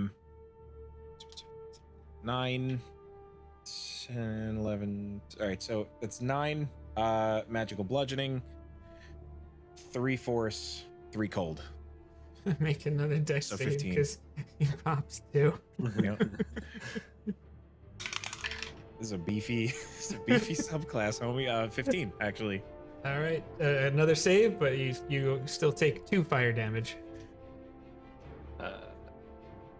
Was that a fire dude or was that a? It was a burst Steam. of steam, so it's All right, okay, it's okay. hot damage. Extreme yeah. heat. Yeah, It's hot. it's so hot, so hot because you hit the hiney. Okay. Wickama is then just gonna take another step to the side here to try to keep a tiny bit of distance, Yeah. and shake some of the, like seeing like one of his like feet is red hot or something from kicking the thing, just kind of like shake it off. Yeah. Exactly. All right, and that brings that'll be us. That brings us to Dolan. So being that I'm blind, I can still attack creatures. I just have disadvantage on the attacks, correct? Yes. Okay. So And you can repeat the save at the end of its turn. Alright. Wait. Well, yeah, it has to be at the end, otherwise it doesn't. It could potentially not matter. Yeah. Yeah, I'm just joking. Yeah. Okay, and then one just quick, easy question. You mentioned we could have a magic item. I didn't give myself one. Can we just say that the battle axe is +1? Is that fair? Yeah, easy enough.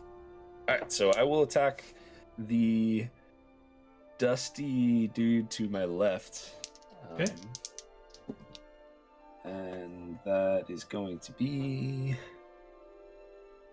15 to hit. 15 hits. All right. Well, I will take my D8, and I'm just like, yeah, just kind of like, think you could blind me, eh? And that is a some 8 plus 4, 12 slashing damage. Oh yeah. Because you're already blinded, there's really no point in making you roll another save as this thing pops in a cloud of dust. You feel it connect, but it also just feels like there's something, like you swing through it more. Like there's, it almost feels like a mist, but you just went right through the dust creature. Just. That is why I attacked that one first. All right, I have extra attacks, so I'm going to try to get the steamy one in front of me. Mm-hmm. That one's maybe a miss. 12. No, 12 hits. Okay. And I'll get your friend too. I think this is it, but AC of 10 on those guys. Look great. That's 9 slashing. Yeah, it's 7 left, so make another dex save. Disadvantage? Is that how it works? Nah, it's just attack rolls. You're good. 22. 22. Okay, so you take half damage, which is only 1 fire damage, All right. and you are now left with no creatures around you. Roll my save. I was gonna say, Josh, just for fun, you can come out of that condition whenever you feel is appropriate. More fun for you. All right, so However you feel Dolan- like that's fun. Dolan is just like taking big steps and swinging with those steps, and you hear like a as he gets like one of the stalks of corn, and it just drops to the ground. Yep. Oh yeah. And he's just like, all right, you think you can hide from me? Dolan did find that always makes it out on top. Dolan, What? you're doing quite a lot of damage to the corn. Let's see, he's probably like here. And he takes a moment and stops and just opens his eyes and realizes that his eyes have been closed that whole time. Like, not even necessarily that he was blinded, just his eyes were closed. Yes. And you see like there's like you get inspiration for that. Hey, you see there's like bits and pieces of corn like all over, and the stalks all near him are just like down on the ground, and he's like,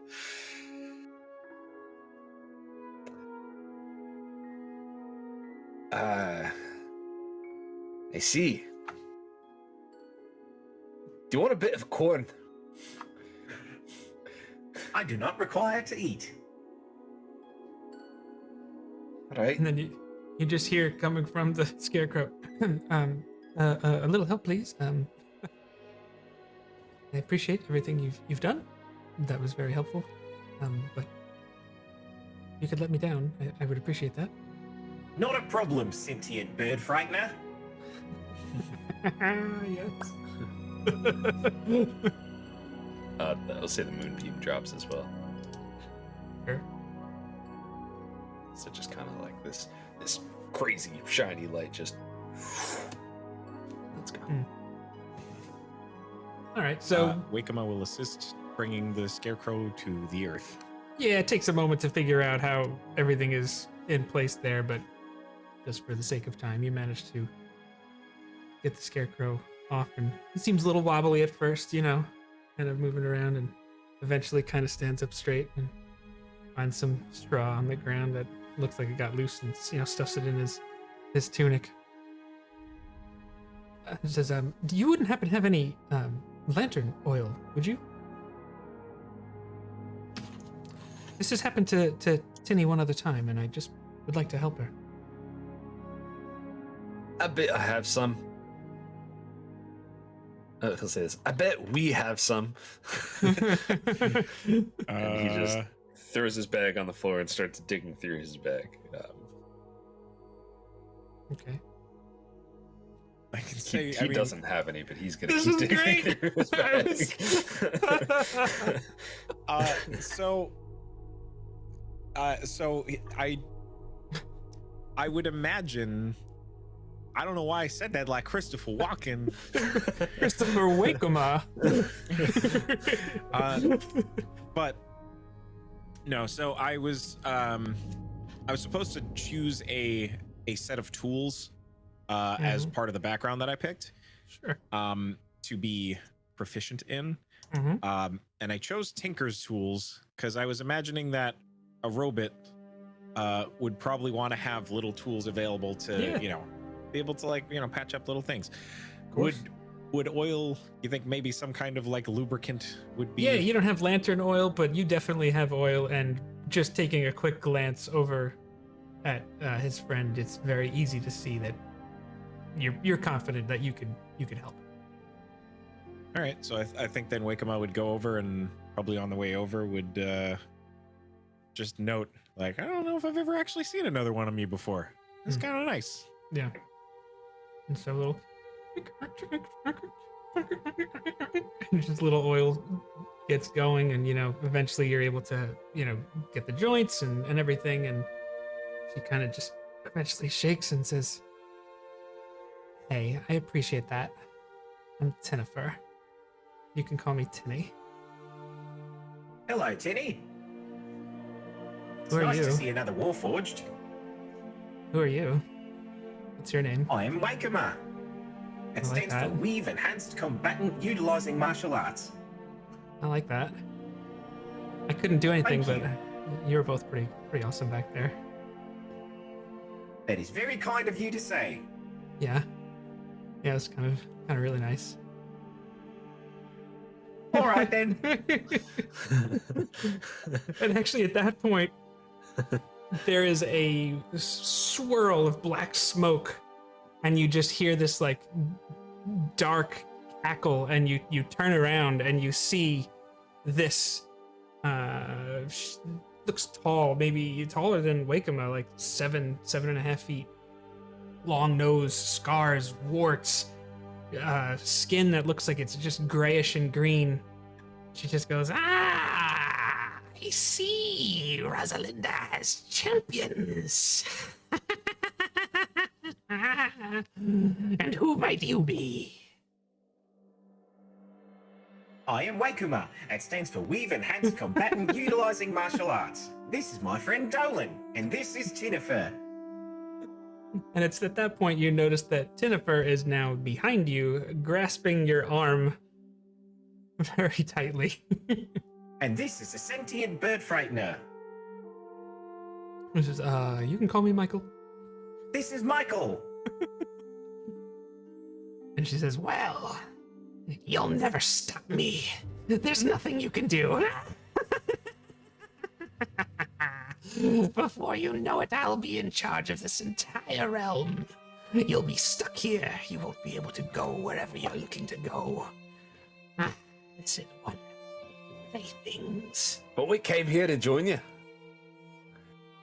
He stops for a second. "You wish to Wakema's join head me?" Swivels to look. 360. Yeah. And he cast minor illusion to have like tilted eyebrows. It's like I can't actually do facial expressions, but I illusory. Yeah. Oh, that's great.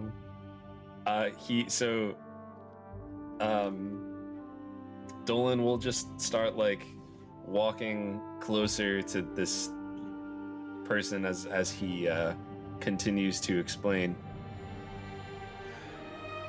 Well, you see, I woke up in the woods over here. We saw some fire, so we went in and helped the people out. But then they told us of this strong and powerful person. So I thought maybe we could go, we could help you out, and you could get us back home. Does that sound like something you could do? I could, yes. And you just see at this point she puts her fingers on her chin as if she's thinking, but they're like abnormally long, even for someone of her height. It's just so creepy looking. Almost like there's even extra joints in there too. Is there any way I could tell if this is an illusion or if this is like actually here? Make a investigation check. An investigation check. Alright, that's 12. 12. It doesn't seem to be an illusion to you. Phrasing. Alright, okay, alright. So, Believe it to be real. how close is she letting me get to her? She doesn't move back. She just looks like she's pondering. Interesting. So, If I do this for you, you'll have your chance to do something. What would you do for me? well, it depends what you need done. Of course, we'd have to do whatever it is before we leave, but if there's something you need, we have a very particular set of skills. I don't need much. I have everything I need. What a pity. There is not even one thing you could think of that you would need. I don't have the best and most intelligent help these days. Superior guards, do you like being in charge of massive numbers and armies? Would that interest you? Sure. I'm a bit of a natural leader, good with words. People want to follow me. These three started following me. Do I... So... I have something I want to do when I get within 10 feet of her, but also, like, do I need to roll any sort of deception or anything like that on this, or because I am lying? Sure, roll a deception check. Okay, I just wanted to, you know. I'm just having fun. That's a 24. 24. Yeah, just continue. Alright. Yeah, I mean, so whenever I get within 10 feet of her, I'm gonna use my channel divinity, Nature's Wrath, which, so as an action, I cause spectral vines to spring up and reach for a creature within 10 feet of me that I can see, and the creature has to succeed on either a strength or dex save, or be restrained.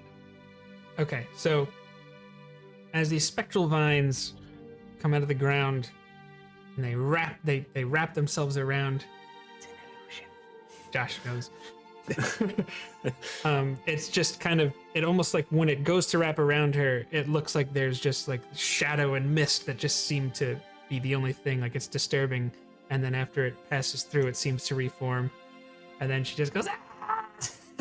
You fool! I'm not really here. You think I would put myself at risk like this when everything is at stake? Everything is set? I'll get you, you pesky little do-gooders, and your little frog, too!" As the mist just disappears and her cackle echoes throughout the now silent cornfield. A cool breeze flaps Wakema's belt. Thingy belt thingy. Why would she want the frog? I don't know, but I'm really happy that I'm right here with you, Wakema. I was wondering the same thing myself. Yeah. Frog's just sitting over there croaking. Just with a little neck thing. Maybe she needs a guide. Jennifer, do you know where that woman lives? Pretty sure she lives up there in the mountain. You just follow this road. I think you get there. Yeah. All right then. You're really brave back there. Just saying. I was just doing what any concerned robot would do. Okay. Well, you know. Appreciate it. All right then.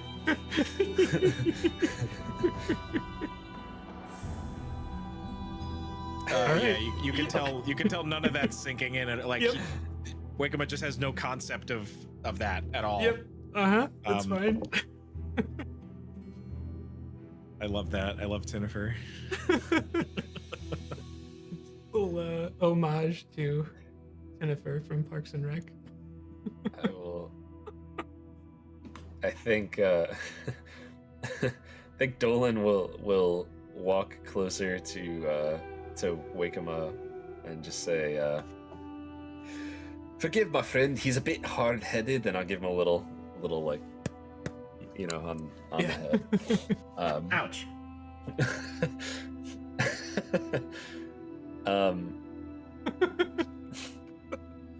What are you doing here, and why were those things after you? I think they were just bored. This is our farm. Michael and I, we work this farm. We're friends. Friends only. And then she looks at Wakema. It is good to have friends. Yeah. And at that point, she kind of her eyes, it's like they're glowing eyes like Wakema has, but just they kind of flatten at the top, as if there's imaginary eyelids that are starting to cover.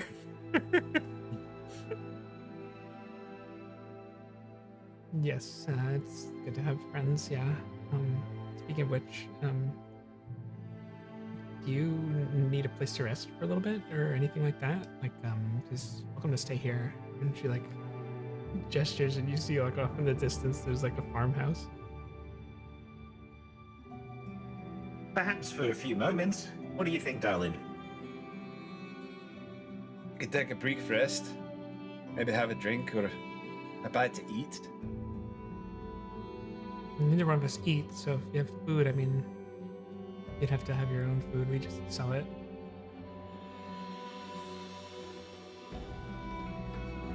It must be hard to have to eat and drink and breathe. I know, right? How embarrassing. Have you ever noticed how loud humans are? All their blood and stuff flowing through their bodies? Kind of obnoxious, isn't it? Kind of silly. Yeah. Well, it looks like the two of you have so much in common. Let's go check out your place and maybe you have a cool room that you could show my friend over here Yeah, so where you don't eat or drink or breathe. So you guys, I'm guessing you're looking to take a short rest. Is that the Sure. the thinking there? Okay. Yeah. Let's see. Take a short rest. During the short rest, the Scarecrow, also known as Michael, walks over with a vial of red liquid and says, thanks you for helping him, and we now have a potion of healing you can add to the mix. But Wakema says he doesn't drink, so never mind. No, just kidding. Just dumps them. Yeah. It's like, Huh. purple Things are useless rain, to me. purple rain. This is doing nightmares for my internal gears. For Wakema's interactions with Tinifer, you also have a point of inspiration. Oh, thank Friend. you. Wow. And then after you're done with that, let me know, and we can progress. Let me just do The some hit story. dice. I'm gonna hit dice, and I have to Yes. reset my trance. I also am going to use Harness Divine Power. Oh my god. Which basically lets me regain a spell slot. Well, that sounds good. Yep. I'm back to Yeah. full, baby. It's really good. A lot of people say it's like it's a pretty cool ability to have. Like really good and stuff, you know? Like, It's like probably the best in the game. Actually. I'm really good at I feel bad for anyone who doesn't have it. It's really embarrassing. like, oh my gosh. Like, yeah. I have also healed to full with 2 hit dice. Yeah, Wonderful. I've healed to full. I used like a bunch of hit dice. I don't know how many I used, but I used a bunch of them. I assume we're only taking sure, one short yeah. rest. So. Short rest. Yeah, you're probably fine. I'll just say that.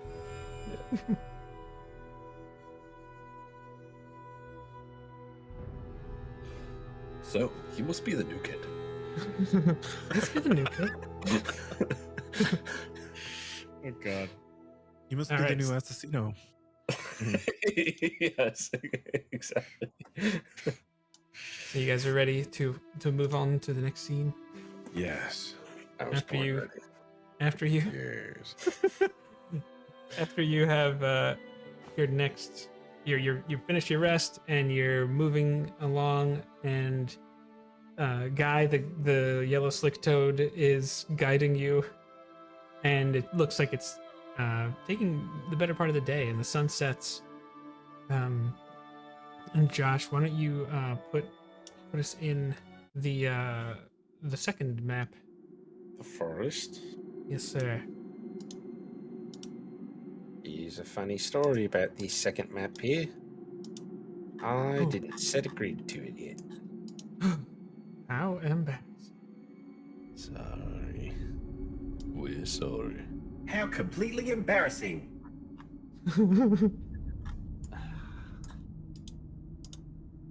And then if you could put your tokens right around, kind of right in the middle of that pathway, more or less. That's fine. Oh, alright. And and when you both have a chance, what are your passive perceptions? 16.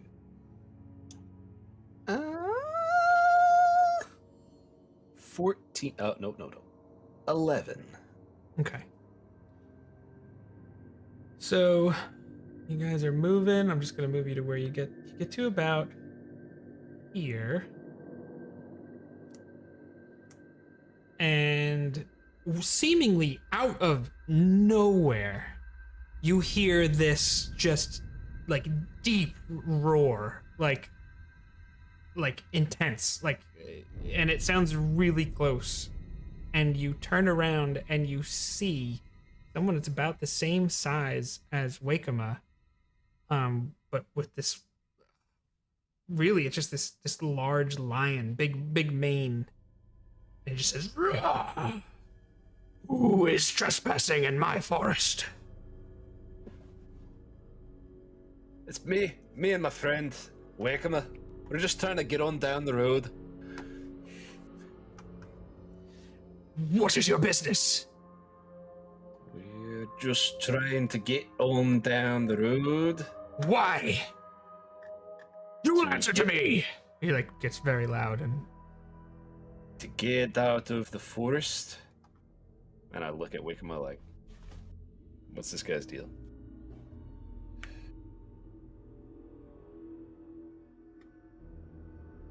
I think Wakema just reciprocates the exact same, the precise angle and everything of the shrug. to get out of the forest. It doesn't say a word, but just reciprocates the exact same shrug, and then turns to the lion person holding the same pose. The Like, lion. yeah. Speaking of lion person, do you want? Sure. Yeah. The lion person had his spear kind of like pointed at you at that point, and then when you do the same thing, kind of like exasperatedly like puts his almost like at the ready, like off to the side, I mean, and it's just like, you know what I'm asking? Tell me why you want to get to the other side of the forest. You will answer, cowardice.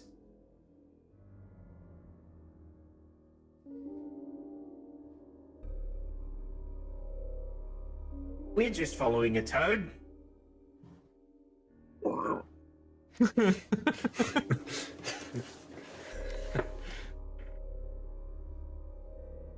Cowardice, have you ever just decided to follow a toad? A yellow, Cowardice. slick toad? No. Why would you do this?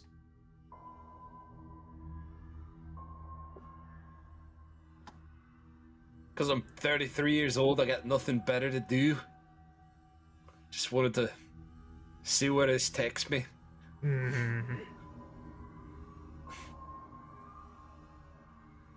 You're 33 years old? How old are you? I'm only 2. You're only... Me too. I love that. He kind of starts to at this while you've digressed to your own conversation. He just starts walking towards you, but like not threateningly. He gets to about here. I don't know if you get. He says, I'm fine. "Yeah." He goes, "I'm 27."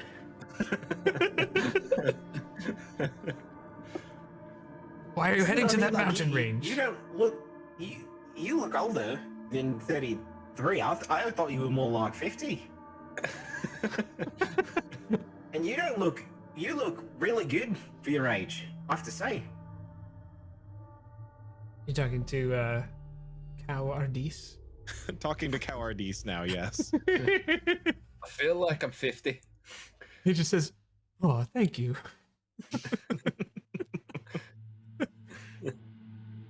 What are you doing in the middle of the road? This is my home. Oh, Why are you heading towards the mountains? because that's where the toad is gone. Ah.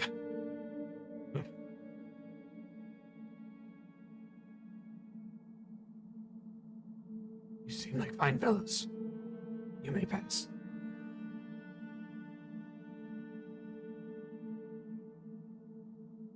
That's very kind of you, cowardice.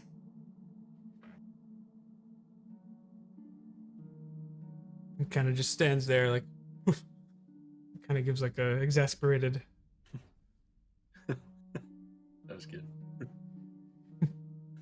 Put him up. Put him up.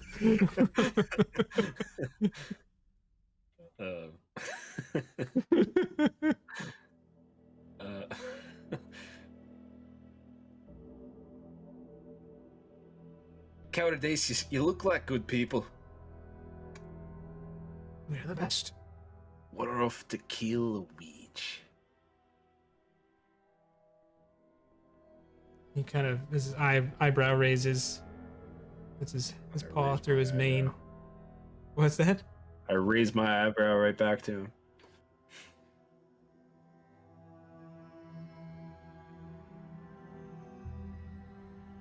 Just he looks like he's eyeing both of you up. He looks at Dolan, seems to nod. He looks over at Wakema. Tilts his head to the side.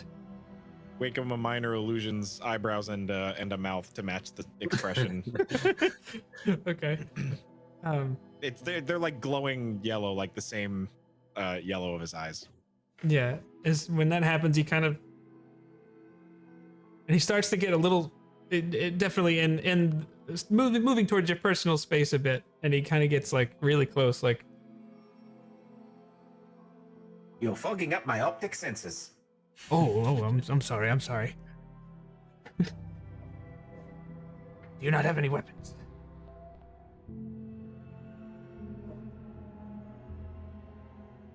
Only these? And he holds up his fists. Yeah, okay. But you would very easily be able to see the quarterstaff on his back. Yeah.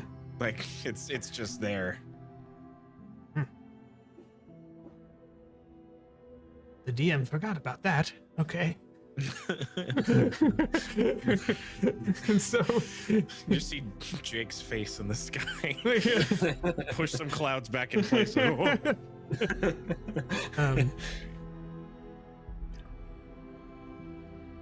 She's very powerful, you know.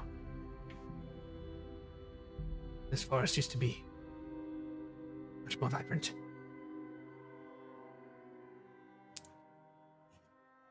So she did all this then? Oh, yes. You think you can defeat her?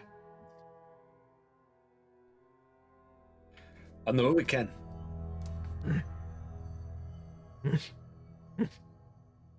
Do you think it will I don't know that return? we can. I didn't catch either of you. I'm sorry. Okay. He said, I don't know that we can. Okay. Do you think it will return this forest back to what it once was when she's gone? And the one way to find out. Well, even more reason to do what we're doing today. Do you mind if I join you? And you see him kind of stand there and like try and like flex a little bit, like showing how much muscles he has, and he's pretty strong looking. I'll look to Wakema and then look back at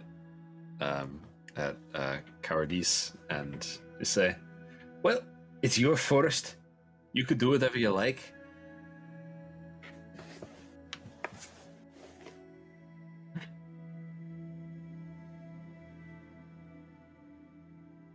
I will accompany you.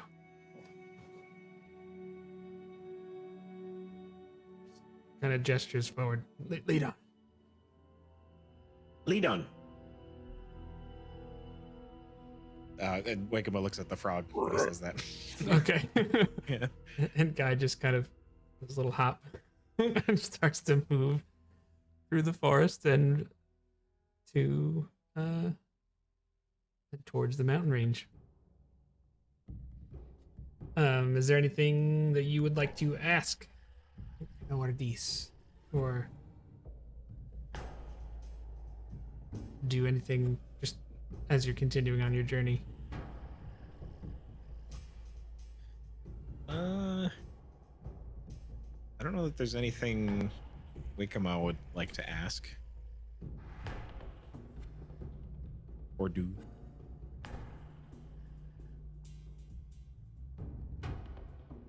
Anything for Dolan?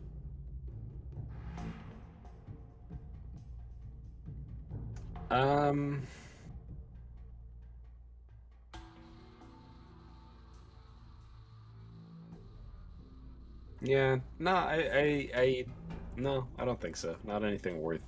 Okay. Okay, so easy enough to follow Guy and be along your way. And you get to the foot of the mountain range. It is nighttime. And up, I would say,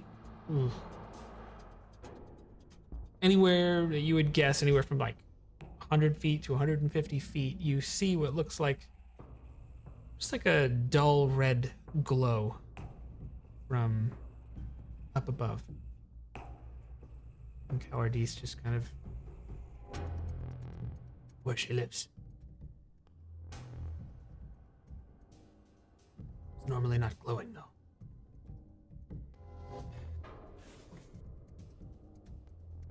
Well, I suppose that means she's ready for us. I hope you've got the nerve, Cowardice. You don't have to worry about me. The most powerful warrior in the forest. You look like you could be the king of the forest. King of the forest. Not prince. Not queen. king.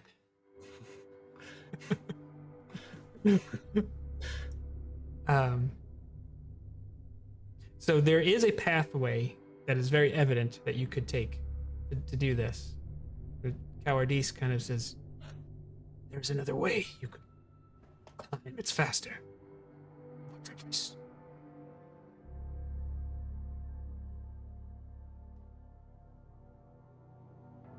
If you wish. I'm willing to attempt to climb, although my track record is not ideal.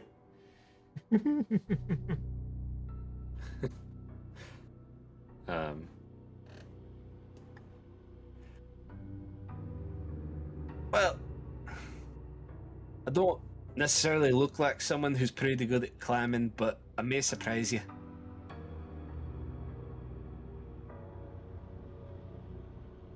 Can I go on? Can you go on to climb? To climb, yeah. Yeah, you can go climb if you want. All right, sounds like everybody's going to do that. I'm going to need athletics checks. However, if you wish to use dexterity for your athletics check, you can. I'm actually decent at athletics, so I'm gonna. So you're saying still an athletics check, but I can use dexterity instead of strength? Yes, you would be proficient if you have a proficiency in athletics. All right, So there you go. I'll do that. Wow. Let's see, 15 for me. Athletics, not 23. acrobatics. Okay. Yeah, and Cowardy's got a 17. So you all kind of pretty easily take the more difficult path.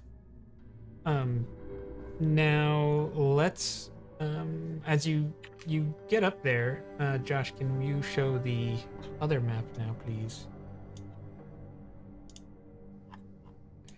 Well, funny story about this map too.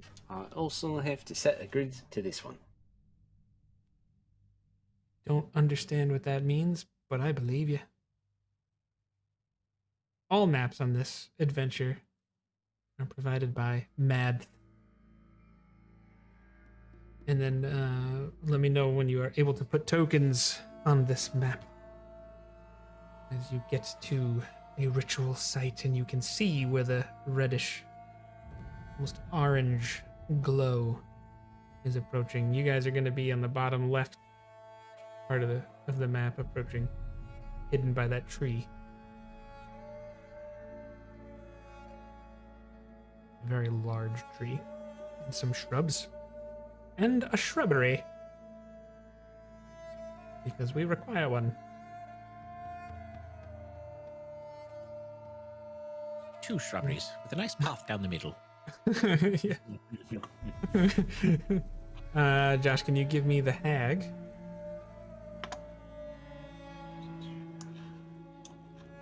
One of each mephit.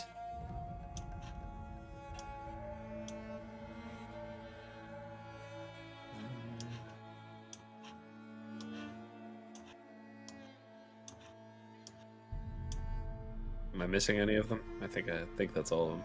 I think that's all of them. And then there should be one that looks like a mage. Or a woman. Roz? Yeah. Roz, yeah. This one? Yeah. Yeah. Okay. All right. As So- like as just quickly as Dolan is like kind of looking around, he's trying to like, you know, trying to look and see what he could find and you know, just like hoping for good news. He's like, don't nobody bring me no bad news, as he's like looking around, you know. That's just most of what I'm saying is just for either Wizard of Oz or Wiz memes, so feel free to completely ignore the majority of it. It's all good. So yeah, you get to this spot and it looks like there is a very large raised dais, which is what this stone area is, and if you had to guess, probably 4 or 5 feet off the ground. You have these stone pillars. 1, 2, 7. It looks like there's 8 of them that are kind of more squarish in shape. In the middle, it does look like that's where the glow is. Wakema is tall enough to see that it looks like there are some kind of glyphs or like runes on the ground. You see a different kind of mephit in each one of those little areas. It looks like there's some kind of glowing thing not pulling, but like from the ground attached to each one of them. And you both can see what looks to be like an elven, probably you would guess elven woman, bound, gagged. In the middle, looks like she's conscious but not moving a lot. And then up at the top, you see a familiar visage doing hand gestures and chanting and doing all sorts of things, and it looks like starting to get with the glowing thing seems to be in rhythm with the kinds of things that she's saying. Wakema, give me an Arcana check. I'm not great at those. 8. Okay. Yeah, you're not entirely sure what's going on here, but you know it's probably not so good for the woman.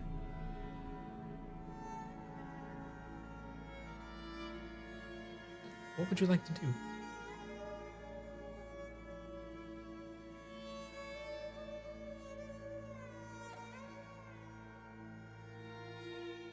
It's a good question. It's a question I meant to ask before. Do I know if those mephits are fey creatures?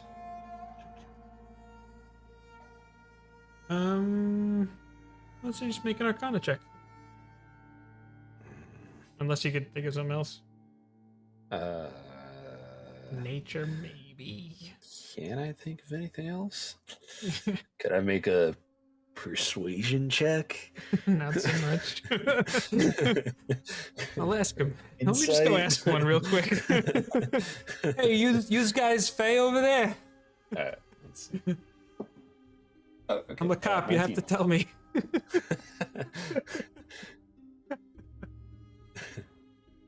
19. Are they fey or fiend? Fey or fiend? No, you feel like there's more of an elemental thing going on there. Bummer. Yeah.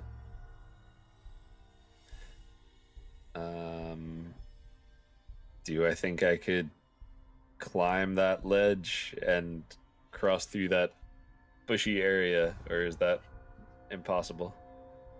It does look like there's a path. You do think the risk of making yourself noticed exists?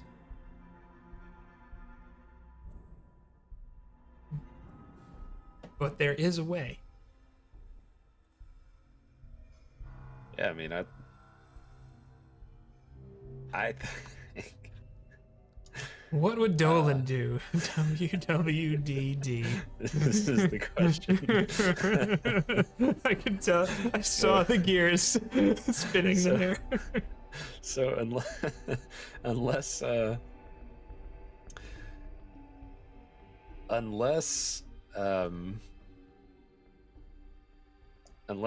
Wakema would say something or beforehand or stop him or anything like that, I think Dolan would just start heading towards wherever he sees a potential path to just get right up on that ledge and fight the green lady.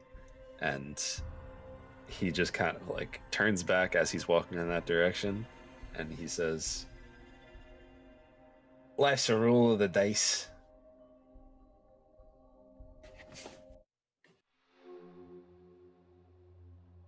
Let's try it out.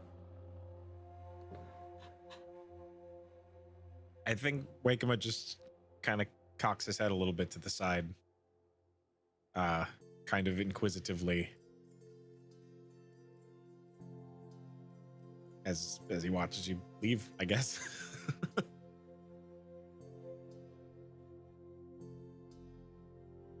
Okay, yeah, roll stealth check.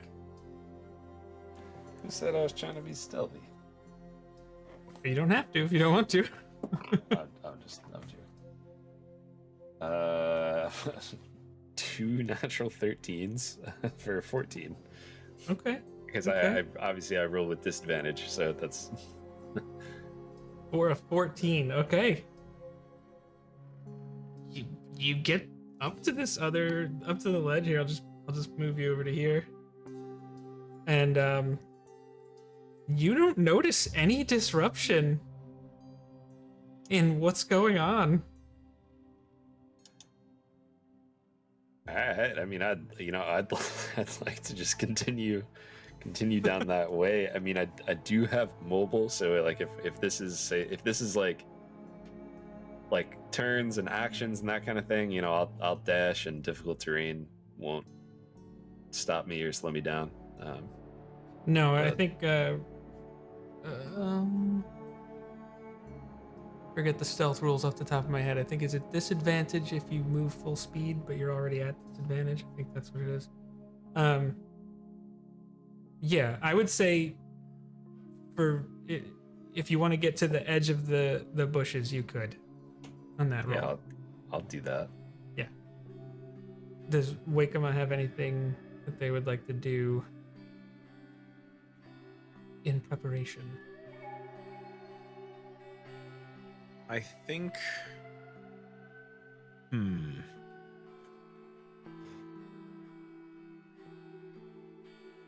The battle trance would be too loud to start, and I don't know how long we have, so I don't think he would start doing that.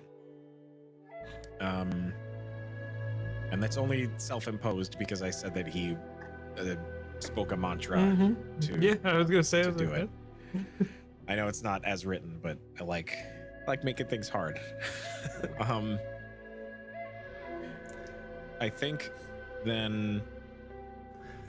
I think Wakema is gonna just turn to the lion person and put a finger up where his mouth would be. Then turn back around and try to sort of stealthily to see if he could just like sneak up to get a little closer under the cover of this tree bush. Yeah. Thing. Let's do a stealth check. Can we do a very quick housekeeping thing? Yeah, of course. We didn't talk about who has what potion. You didn't. Wakema, you can. Do you want the healing? I would say you should take the healing potion because I have means to heal. Other than that, yeah, I'll take the healing potion for sure. Do you have a preference of the other two? Not particularly. I mean, flight sounds kind of cool, but Take that one then. All right. I was gonna flip a coin flight. if you didn't make a choice. So I think it makes sense. I think it makes sense for you to have the invulnerability potion. All right. Cool.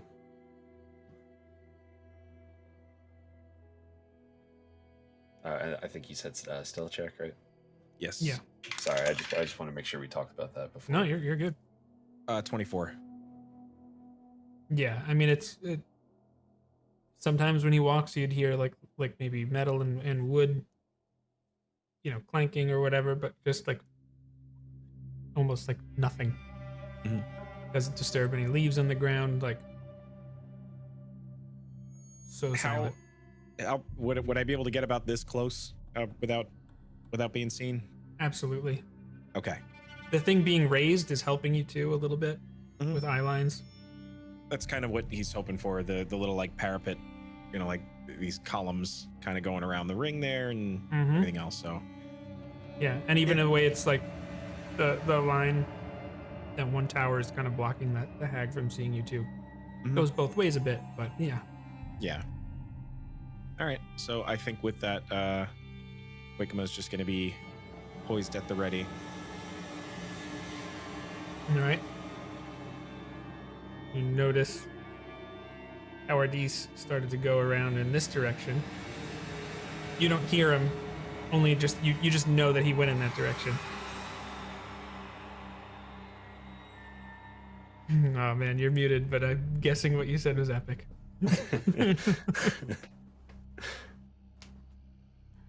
So, Josh, I said you could get up to here if you wanted. Yeah, that's where I would like to be. I was about to ask you about that because I was like, well, I thought you said I could get up to there, but Yeah. Okay. Yeah. I also would like to drink the potion of flight. Okay, absolutely. You're good. Yeah, would I be able to drink the potion of invulnerability before like any of that, so that Yeah, it definitely. doesn't take my action this turn? Okay, I'll You're do good. that then. So what is that? It gives me resistance to all damage. Is that what Yeah, it is? you're basically a bear totem barbarian right now. Yeah. You fool. And it's at this point you notice Cynthia's eyes start to glow red, and there seems to be like a mist coming off of Rosalinda's body, rising up and seems to be funneling into Cynthia. And the ritual seems to kind of be stopping, but she's just kind of like basking in it. So, what I would like to do is use my bonus action for Branding Smite and then just run out and just say, surprise! and just go my full movement, 35 feet, which would ideally bring me right here. Mm-hmm. And smack this lady. All right. I'm definitely going to do that, but let's roll for initiative because that's always fun to do. Yeah. 16 this time. Is that 18 this time? 16 for Wickama, and then you said 18? Yes, sir. Okay. All right. So I actually pre-rolled initiative, and the hag has a 21. So this is the first round of combat. Everybody is surprised except for you guys. But she's not going to get to go in this first round. But when you start charging, you cast your spell, you come after her. So she's like, oh. So, like I said, she doesn't get to do anything really this round, but she's not surprised anymore. What? All right. Okay. So I will. I'm just gonna attack with my. So just a regular attack then. She's not surprised, so there's no advantage. Correct. To attack with my battle axe, Do it. which is a 18 to hit. 18 hits. All right. So that will be. Oh, it's gonna hurt. Here it comes. Yeah. Here comes. Branding smite, you said? I forget what that one does, but Branding Smite. So the attack deals an extra 2d6 radiant damage to the target, yeah. which becomes visible if it is invisible. Obviously, she's not invisible. And the target sheds dim light in a 5-foot radius and can't become invisible until the spell ends. An Oath of the Ancients Paladin would know hags are infamous for doing things like going invisible. Let me just see one other thing. Can I also do a Divine Smite? Yes, you Is can. that allowed? Okay. It is, yeah. So No, it's Not not tied to actions. Paladins Alright. can burst damage the best in the game. Yeah. Okay, all right. I'm gonna do that's gonna be second level for that then. Yep. If that's okay. It feels like cheating, but This is where many DMs are tempted to just put a 1 in front of the hit points. Like, oh, it's not really damage. It's 100 and hit points there. All right, so it is only 3 radiant damage. However, Okay. that is going to be a 12 for the regular battle axe, as well as 15. Yeah, that brings it to 15. And then for the divine smite, it's another. I spelled out another 3d8 because I did it second level. So that is 12. Another 15. This 15 is radiant. So 30 for all of it total. Yes. Yeah. Well, no, 30, 33. 33? And 18 of that is radiant. Okay. Yeah, you just charge in, surprise. It's weird because she's so like bony and thin and tall and lanky, but like when the axe hits, like all this divine energy just funnels right through your arm into the axe and into her. But it's almost like chopping a tree. Like you hit the side, and it does embed, and like there is this like brackish purple green blood that comes out, and she's in pain. But it's like someone that's that thin, you'd have expected to just cleave right through it. It's like weird and gross. And then you pull the axe back, and I'm assuming you're gonna want to use that second attack on her. Yeah, absolutely. Let me just make sure. Sorry, I just want to double check something. You're good. Okay, all right, cool. All right, yeah, I'm just gonna make another battle axe attack. This one is gonna be a 25 to hit. Oh yeah. All right. Can I use smite again? I think you can, unless it says it's limited, but I think you're It good. is not limited. I don't see anything Paladin about for a long limited. time. Yeah. Yeah, you do it as many times as you have attacks. Right. You burn Long through the as they hit. smites quickly. That's the Yeah, all your spell slots are gone, but yeah. you've done like 400. But you damage won, in so one it turn. doesn't matter. Yeah. So 14 slashing, Okay. as well as 9 radiant. Okay. Yeah. Once again, like just. Oh, you actually hit the same spot again, and you channel more divine energy into her, and this time she squeals in pain, and that's like. But you're wrecking her right now. Like we're wrecking her. Yeah, I'll end my turn there, and then just say, I bet you wish I was serious last time. Talking the smack, love it. All right, Wakuma. Wakuma is going to strike a martial pose, lifting his right leg up in the air and crossing his arms in a particular pose, then slamming his right foot down on the ground, creating a slight concussive noise, taking the thunder form of his martial arts and entering the thunderous battle trance. So, Yes. bonus action to do that. And as he takes his first step toward the dais, he leaps with much more ease than usual, as he now has the flight potion. Yeah.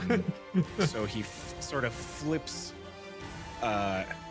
effortlessly over the wall and moves up next to this first little critter. This one's made of just like smoke. It's like yeah. Perfect. Hoping that concussive sound may have some sort of effort with that. But basically, he he pulls out his staff in the middle of his movement and crashes it down on this thing's head with 2 hands. Yeah. Or Okay. maybe not head, but we'll see what happens. We'll see. That's a natural 20. You hit his head. Sure. Hit it right in the head. Absolutely. That's a lot of dice. What I'm talking about, baby. How Yeah. you going? All right, let's see. All right, 4 plus 4. Don't forget about inspiration, should you guys want it. Oh yeah, true. So 8 plus another 5. So 13 magical bludgeoning, 3 force, and 2 6 thunder. What was the total on that? Oh gosh. You said 8. 13. So 13 magical bludgeoning, 3 force, and 6 thunder. 22. Yeah. Yes. It's just like everything about just all the layers of types of damage you swing, and just as soon as the staff connects the head, kind of gets to the middle, there's just this like from the middle of it, the smoke just,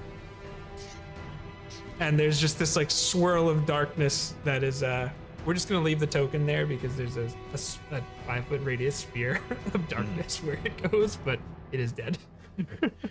Okay.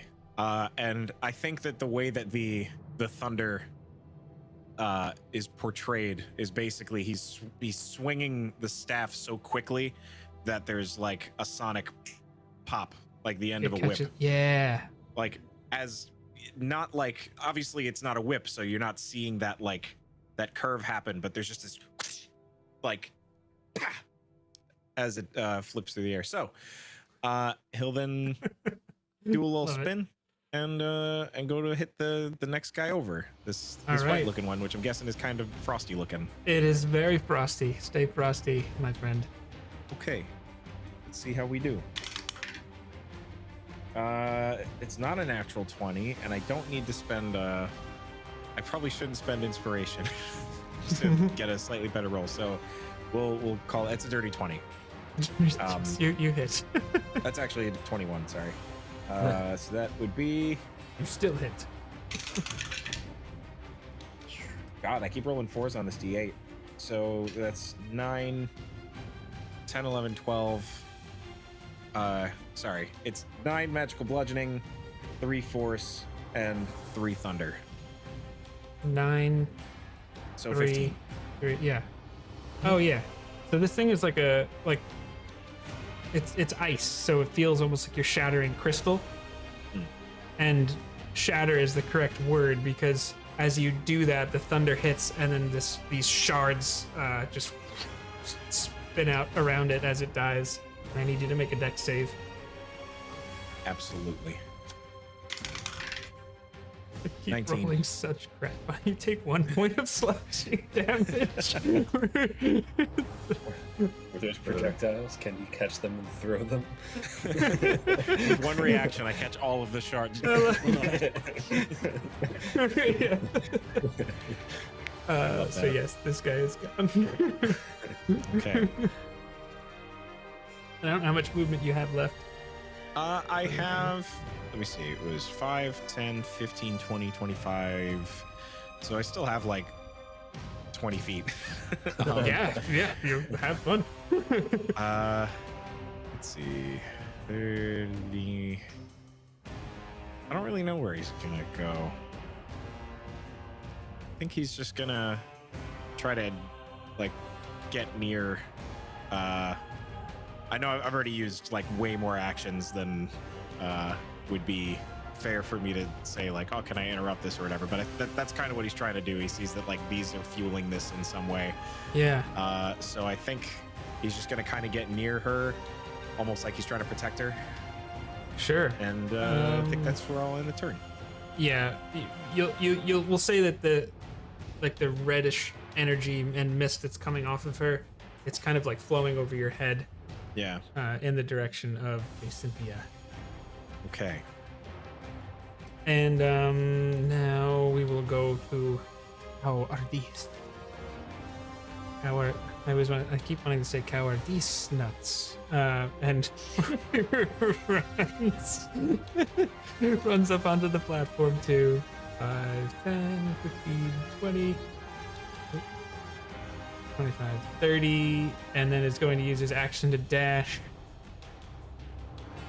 He's going to get to the near the magma one, but he doesn't have his action anymore. And that's going to be his turn. And then all the other nerds are go, and we get to the top of the initiative order with JnJake. She turns and looks and just snarls at you, and bonus action casts Misty Step. I knew it. Yeah. 1, 2, 3, 4, 5, 6, and she's on top of one of these pillars. Now. Oh, okay. She just says, I hate you. As she turns and casts Ray of Frost at Sorry, Dolan. she cast what? Ray of Frost! Sorry. That's better. My bad. That might hit. Plus 5, plus 6. Yeah, that's gonna be a 25. Oh yeah, it just hits. Just gets it. Just Really? barely. Yeah. That's going to be 10 cold damage, and your speed is reduced by 10 You till bastard. until you for your next turn. 5 cold damage, right? Because Oh yes, you're in vulnerability. Okay. Yeah, so Yeah. it comes in as 10, but you only take Okay. 5. I just wanted to make sure that the elemental stuff. Nope, you're absolutely right. Yeah, I think it's all damage. It's not even limited to psychic damage. Sick. And then after that, she says, ah! And then she just kind of waves her other arm, and you see. Let's do this. Evan, can you roll a d8 for me, please? Yes. Yeah. 2. 2. All right. Josh, can you give me a will-o-wisp, please? Oh boy. I want to roll. I'm sorry. Did I say 2? That was just so I know where to put the wisp. Okay, and it's gonna show up right here. And did I roll initiative further? Yeah. Okay. All right. Now Dolan.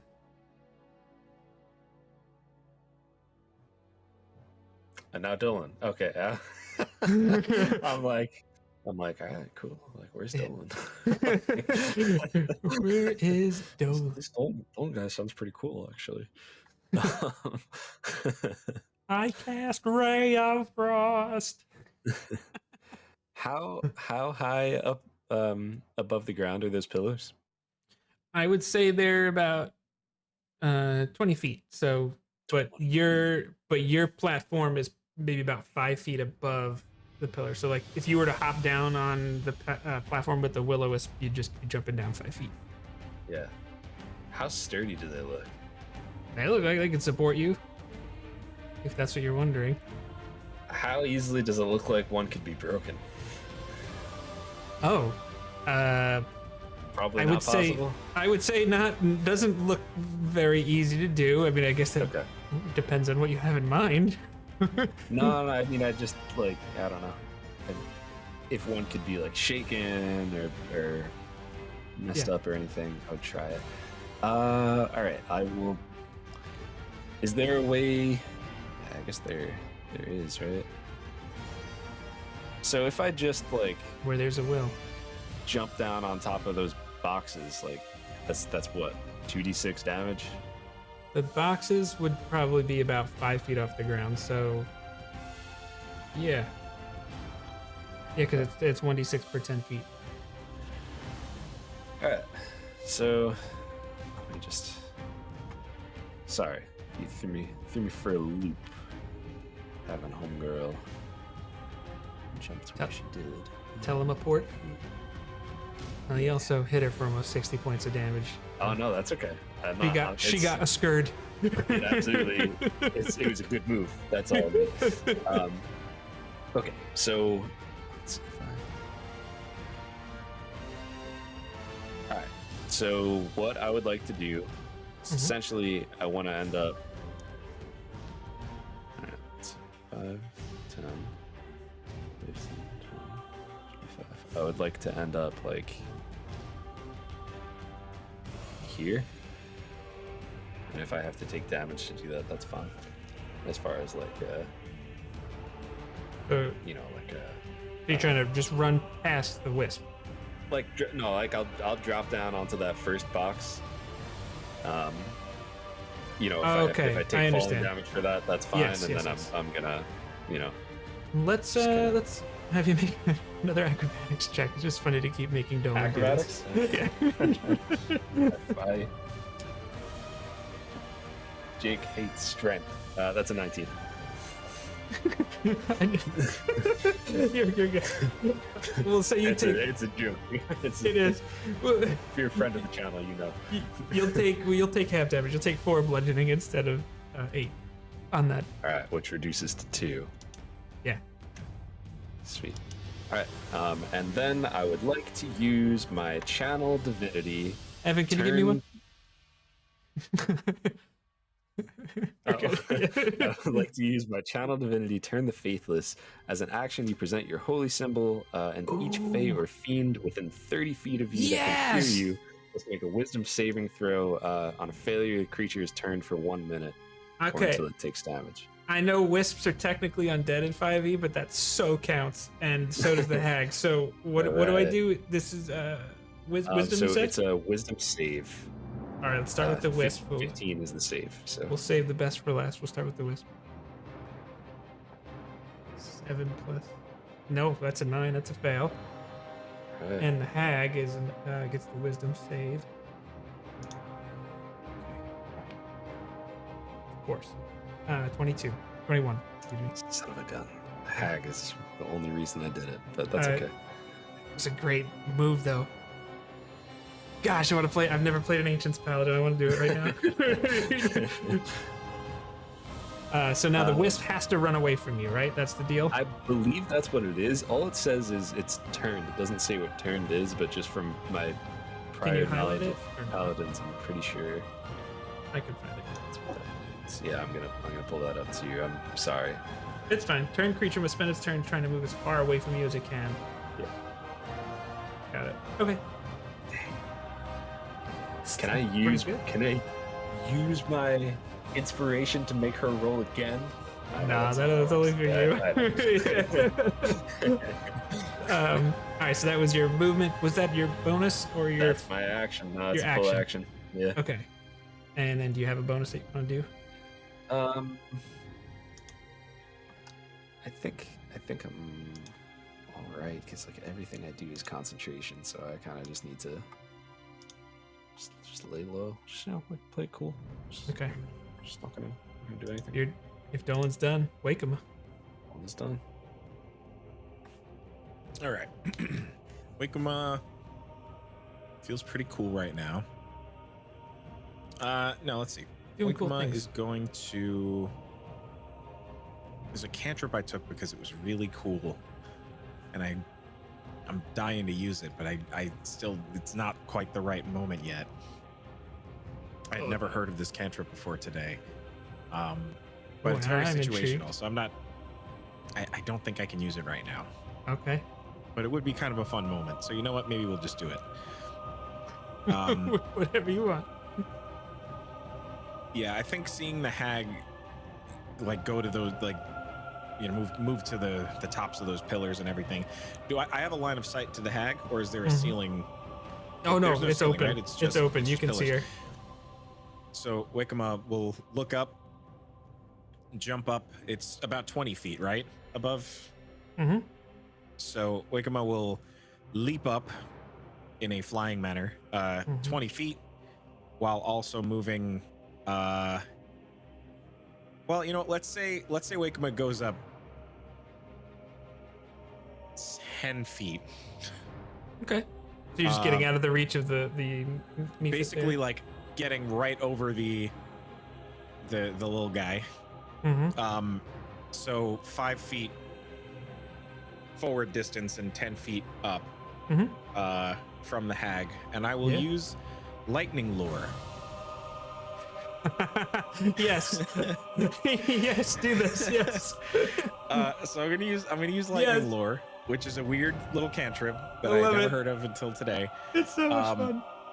Get over here. So yeah, basically this lash of lightning energy comes out of the top of Wakema's staff and wraps around. I'm gonna say wraps around her neck, but let's see if it actually works. She needs to make a strength saving throw. The problem is that my save is pretty low. It's only a 14. They're actually decent. They're pretty strong, actually. Oh, are they? I actually was +4. not aware of that. I would have thought that, but it has a +4 for actually a 21. Oh, okay. So it's 21. Yeah. All right, so nothing happens. I'm pretty sure. That would save against melee, so. Yeah. And that's a save or suck, right? That would have been so cool. That would have been so cool though, because then she could have fallen. But the nice thing is that those cantrips count as an attack, meaning that I can still use my bonus action to do my flurry of blows. Sure does. So Wakema will kind of fail in that grapple, but then drop to the ground, turn around and try to unarmed strike this little beastie at his rear. So let's see. You got this. You got this. 19 to hit. Yes. Okay. I need to roll higher numbers than this. So that's 7 magical bludgeoning, 3 force, 3 thunder. 13 all day. Yep. Okay. And the mud? They're this one's like it's a mud mifit. They're beefier. So yeah, I mean you hit it hard, but it's still there. All right, then I will do the second attack of my flurry. Natural 20. Pretty sure he ain't gonna survive that. Yeah, don't think so. Shoot. I should do it this way. Finally, okay. So 6 plus 3 is 9, plus 4 is 13. 4 left. 13 magical. That's fine. It's other stuff happened too, but it was like, it was pretty high numbers. We're looking pretty good. All right. So you are within 5 feet of it, and I need you to make a dex save. Okay. 26. Okay. Yeah, you're fine.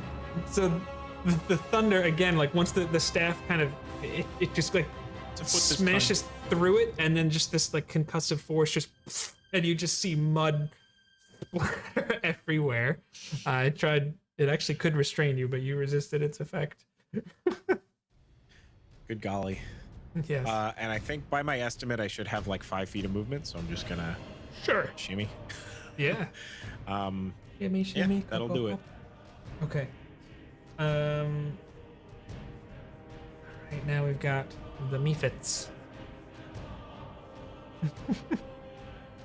This thing is so okay. It's just gonna turn and fly towards you.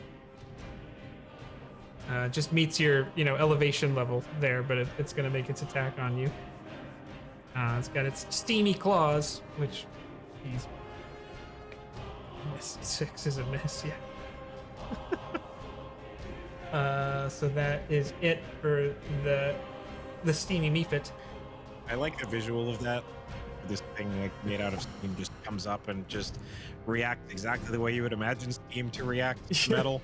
It's like, and I it don't just know like what to do. Yeah. it just kind of poofs out. Yeah, exactly. This the magma one turns actually and exhales fire right at Cowardice. The poor guy. He's gotta make a dexterity saving throw. Of course, he fails it. Is it 2d6? Fire damage. That actually was pretty decent amount of damage.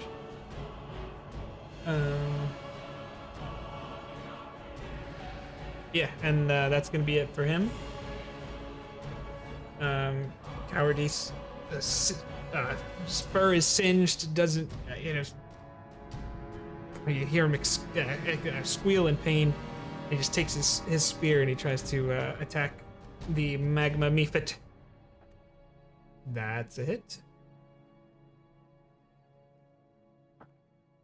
For 6 piercing on the magma mephit. You're gonna take a second attack.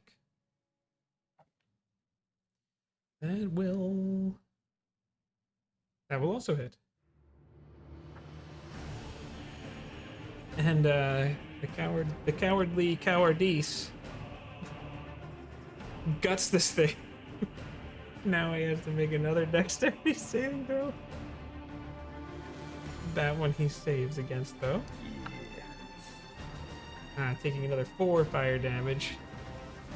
As a burst of lava just seems to just just spray towards him. But he kind of manages to get out of it, but he's starting to look singed. His fur is not looking so great. And he's going to then move. Oh, delete this token here. He's going to just make his way over towards. We'll go right here, near the steam mephit, even though it's a little out of his reach, I think, at the moment, if I do my calculations correctly.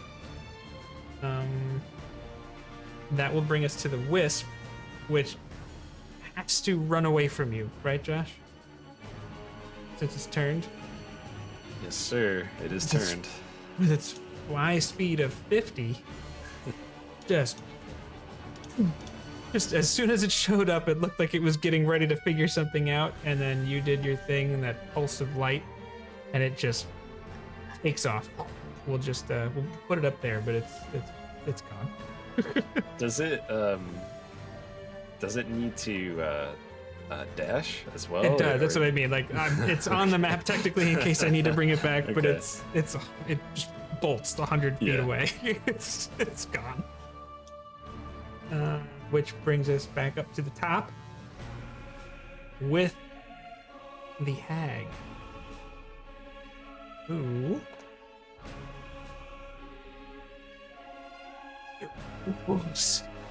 she swirls her hand in a motion, and you actually see as she's doing this.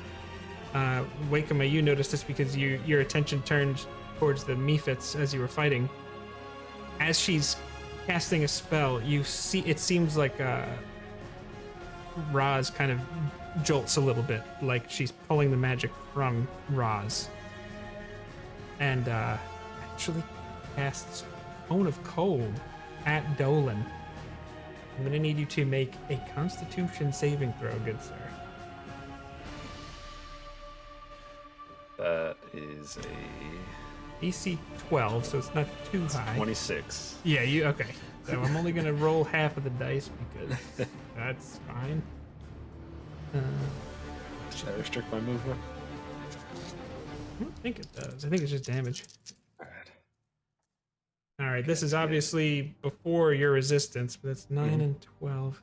That's 21 Okay, is the down to 11. successful save. But so you reduce that. You'll only actually take 10 cold damage after the save and the reduction. Cool. And then I'm assuming you're still standing.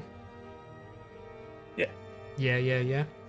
And so like she just complete like this. Anyone that's watching sees this just formation of arcane ice and cold damage just totally engulf Dolan. I mean, you see the pillar, you see the boxes, everything looks like it's just like encased in ice. And as soon as like the ice is gone, you just see like there's ice on your shield, but then you're just like like you're still just in your stance. And she just goes, "What? Impossible! No one could have withstood that." And he is done. Okay. So now, I gotta do something because we have a layer action. It's always nice when that lines up, the start of initiative and as well as the creature's turn. Yeah, it is kind of cool. Let's see. Let's go with ice. So from the pillar next to Wakema, there is a pulse. There's like a cold pulse that just, and then 3 jolts of cold energy attacks each of you, and I need you all to make con saves. Natural 20. I'll do it. I keep rolling natural 20s on things like that are like, yeah, that's fine, but it's not what I want to roll a natural 20 on, you know? Right. I should be excited 15. about it, but I want it to be an attack. Actually, all 3 of you do save, so it's really not going to do too much. You just take 1 cold damage. Gosh, we'll reduce it to 0 for you because it's just silly. You do feel as if that could have slowed you down. I had a feeling. You son of a gun. Yeah. And then Dolan, you go. All right. So, how tall is this crate that I'm standing on? About 5 feet. So it's about 15 feet between where you're standing and the pillar. All right. Where she is. Jake. Yes. Dolan is Yes. 4'10". Yeah. With a high jump, you are able to leap into the air. Yeah. A number of feet equal to 3 plus your strength modifier, Okay. which that's 8 so far. Okay. The other half of that is, okay. Wait. Let me just say that. Blah blah blah. If you move. Oh, wait a second. You leap in the air, number of feet equal 3 plus your strength modifier. If you move at least 10 feet. No, wait a second. Yeah, if you move at least 10 feet. Need a running before start. the jump. You make a standing jump. You could jump only half that distance. Either way, each foot you clear costs some movement. For the movement. In some circumstances, you deem it allow you to make an athletics check to jump higher than you normally can. Okay, all right. But that aside, we'll get back to that. Essentially, if those are met, and athletics check aside too, that's 8 plus. Basically, you could extend your arms half your height above yourself during the jump. Okay. Thus, you could reach above you a distance equal to your height of the jump plus 1.5 times your height.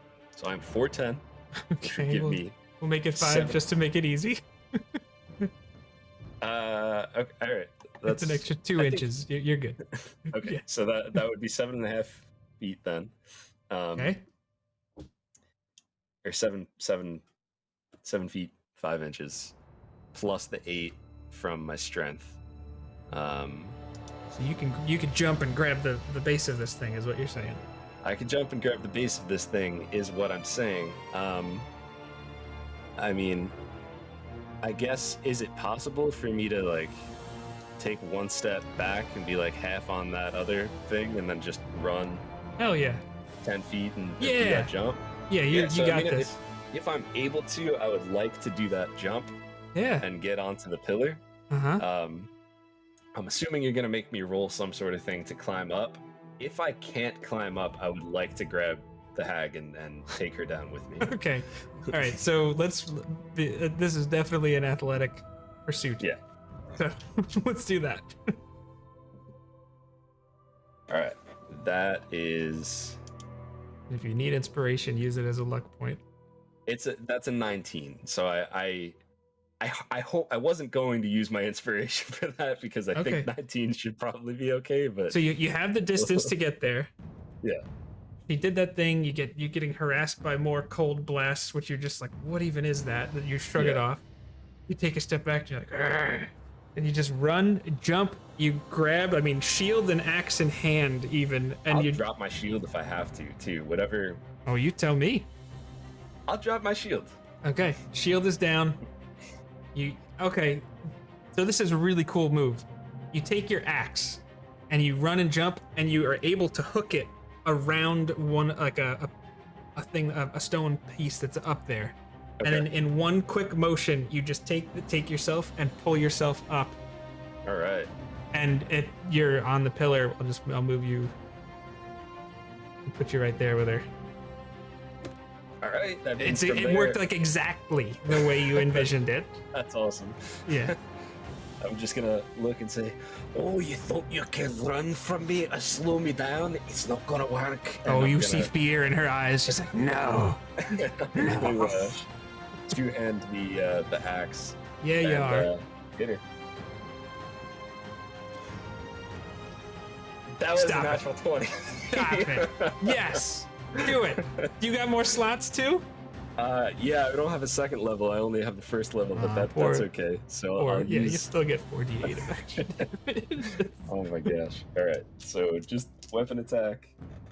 That is going to be 9 plus 8. That's 17 for just regular slashing. Oh no, it's not. No, I was rolling d8s. No, it's d10s. Watch me roll less on the d10s now. I was gonna say if you want to add 2 points just for that you can. All right, that's no, that was much better actually because I got a 0, which is a 10, and a 6, so plus 16 plus 5. I'm guessing. Plus 8. Plus 8. Oh Okay. no, wait a second. Yeah, plus 6 because you have your magic weapon, right? Yeah, plus 6. The other one is more than that because I have defensive. I have duelist or whatever fighting style gives you plus 2. Gotcha. Okay, yeah. So it's 16 plus 6, so 22. So 22 there. Gotcha. All right. And ye old smite coming. Ye old smite, yes sir. So that's what 4d8. I think it's 4d8. Burst, baby, burst. All right. 12, 19, 23. 22 and 23 for 55 total damage. Yes, sir. Dolan. 45 damage. 45 damage. Dolan. Doesn't matter if it's 45 or 55. How you want to do this? So I would like to, I jump, I pick myself up, and then just kind of I'm facing the wrong direction, and I just kind of turn and use all my momentum to just slash her, and it just kind of finds purchase right in the chest. I feel like that's when the radiant light comes from the smite, and it's just kind of and then just whatever happens after that happens. I feel like I've recently started watching The Boys, and I feel like it's some of the gruesome stuff you'd see there, where the axe just gets in the chest, which would have been enough to really almost do the job, but then the radiant pulses into her, and she just pops. Gore and ichor just sprays everywhere, and the rest of her body and just remains flops back and lands on the ground. 25 feet, scattering whatever bones were still intact. Can I also just say that because my branding smite is still up, every piece of her that landed wherever it landed is still shedding dim light in the 5-foot radius. Oh, it sure is. Yeah, it's nighttime, absolutely. It's like huey and translucent. Yep. Yikes. And so at that point, wake him up. You, you turn and you see what must be the Steve Mephit's arms. You hear just go, oh! He puts the arms up. Like, that was disgusting.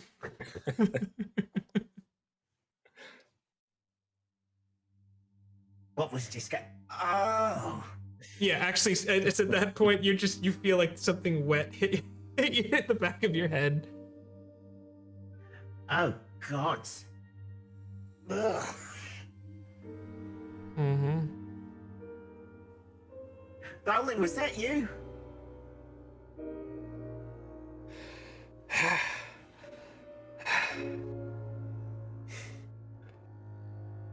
Home sweet home. Yeah, that was that was me.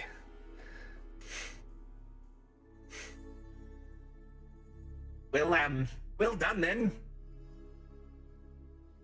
I thought maybe I would come over and just pop right over the rainbow and just ding dong, you know, which is dead. If I only had a heart, and if I only had her brain. Yeah, well, there's some of it. Cowardice actually points on the ground.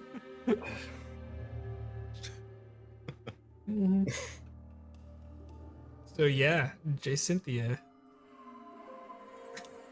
is definitely dead.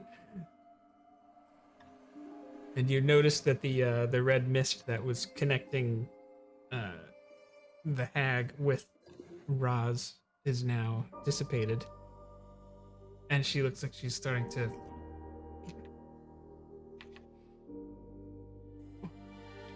She's gagged and bound still, but... Oh, Rosalinda. Hold on.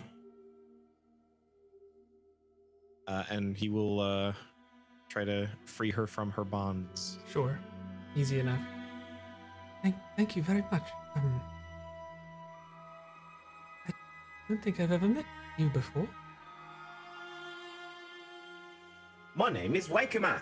It stands for We've Enhanced Combating Utilizing Martial Arts. This is my friend Dolan, and this is a big lion whose name I forgot. I think it's, Cowardice. Lion. Cowardice. Lion. Lion. That's the name. Oh, I have you to thank for my rescue. It was quite impressive. Yes, that was us. Mostly him. But we all played a part. Clearly. I took the ugly one. He took everything else. Well,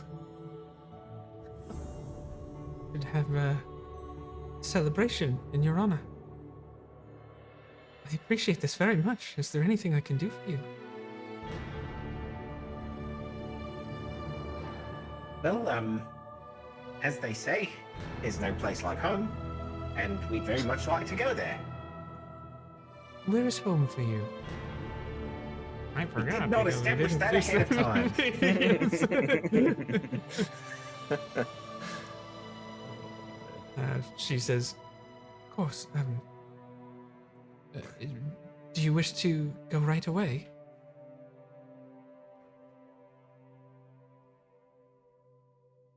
Wakema rotates his head and looks up at Dolan, who I assume is still up on the pillar.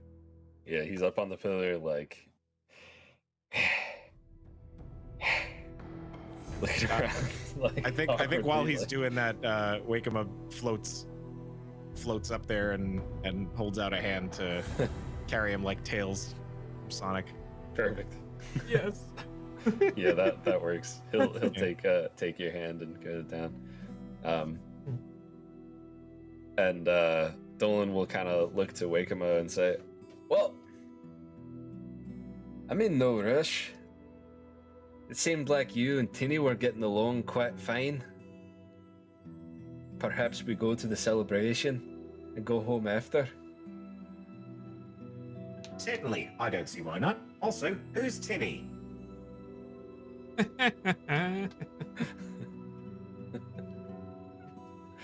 She was the other person. Like, never mind. She's a delightful farmer. They have her and her friend Michael work at the corn farm. Anyways. Oh yes, the sentient bird frightener.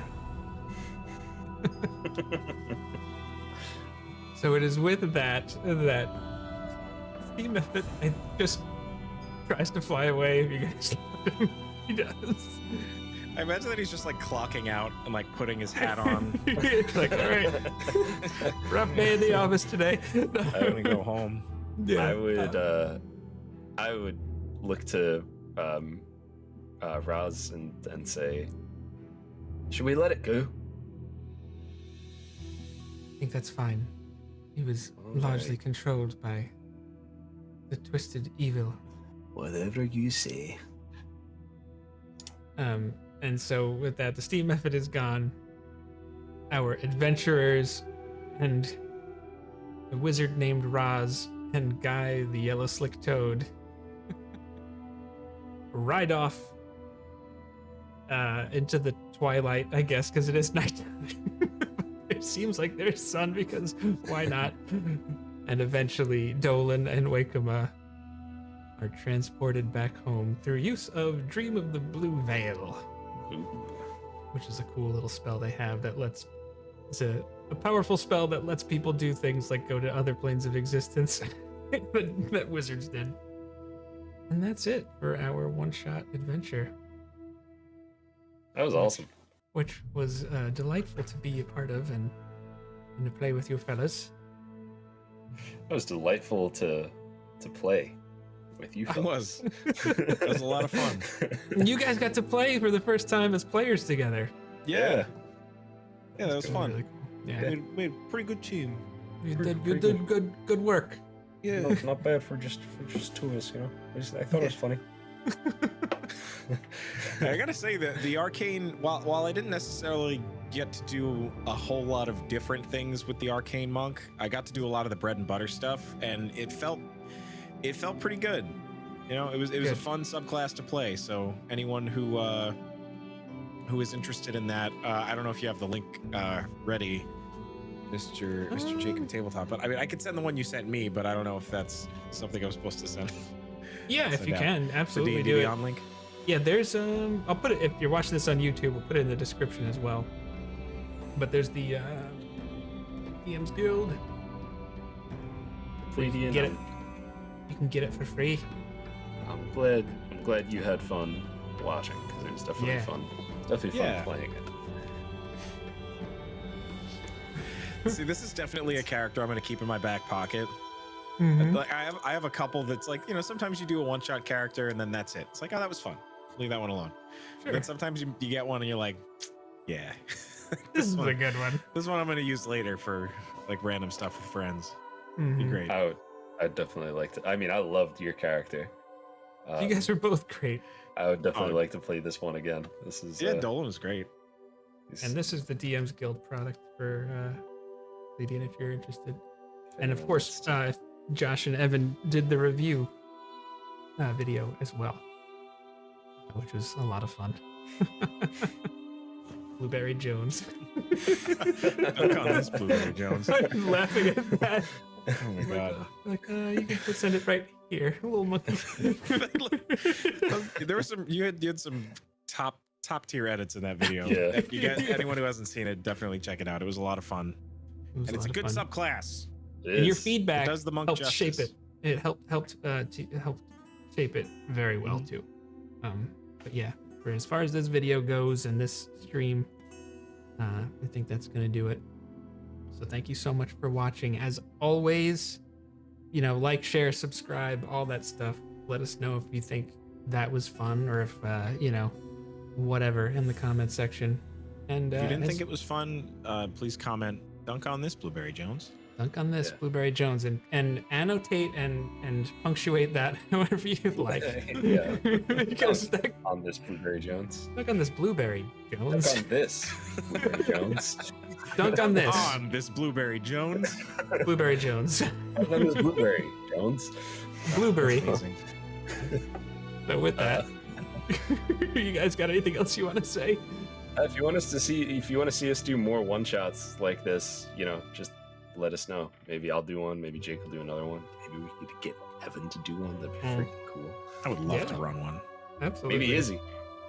Who knows? Michael has no interest in DMing, but He has made that very clear. Yes.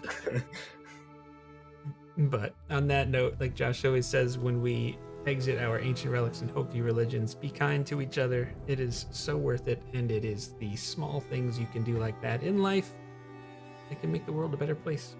So, on that note, thank you very much for watching, and have a good one.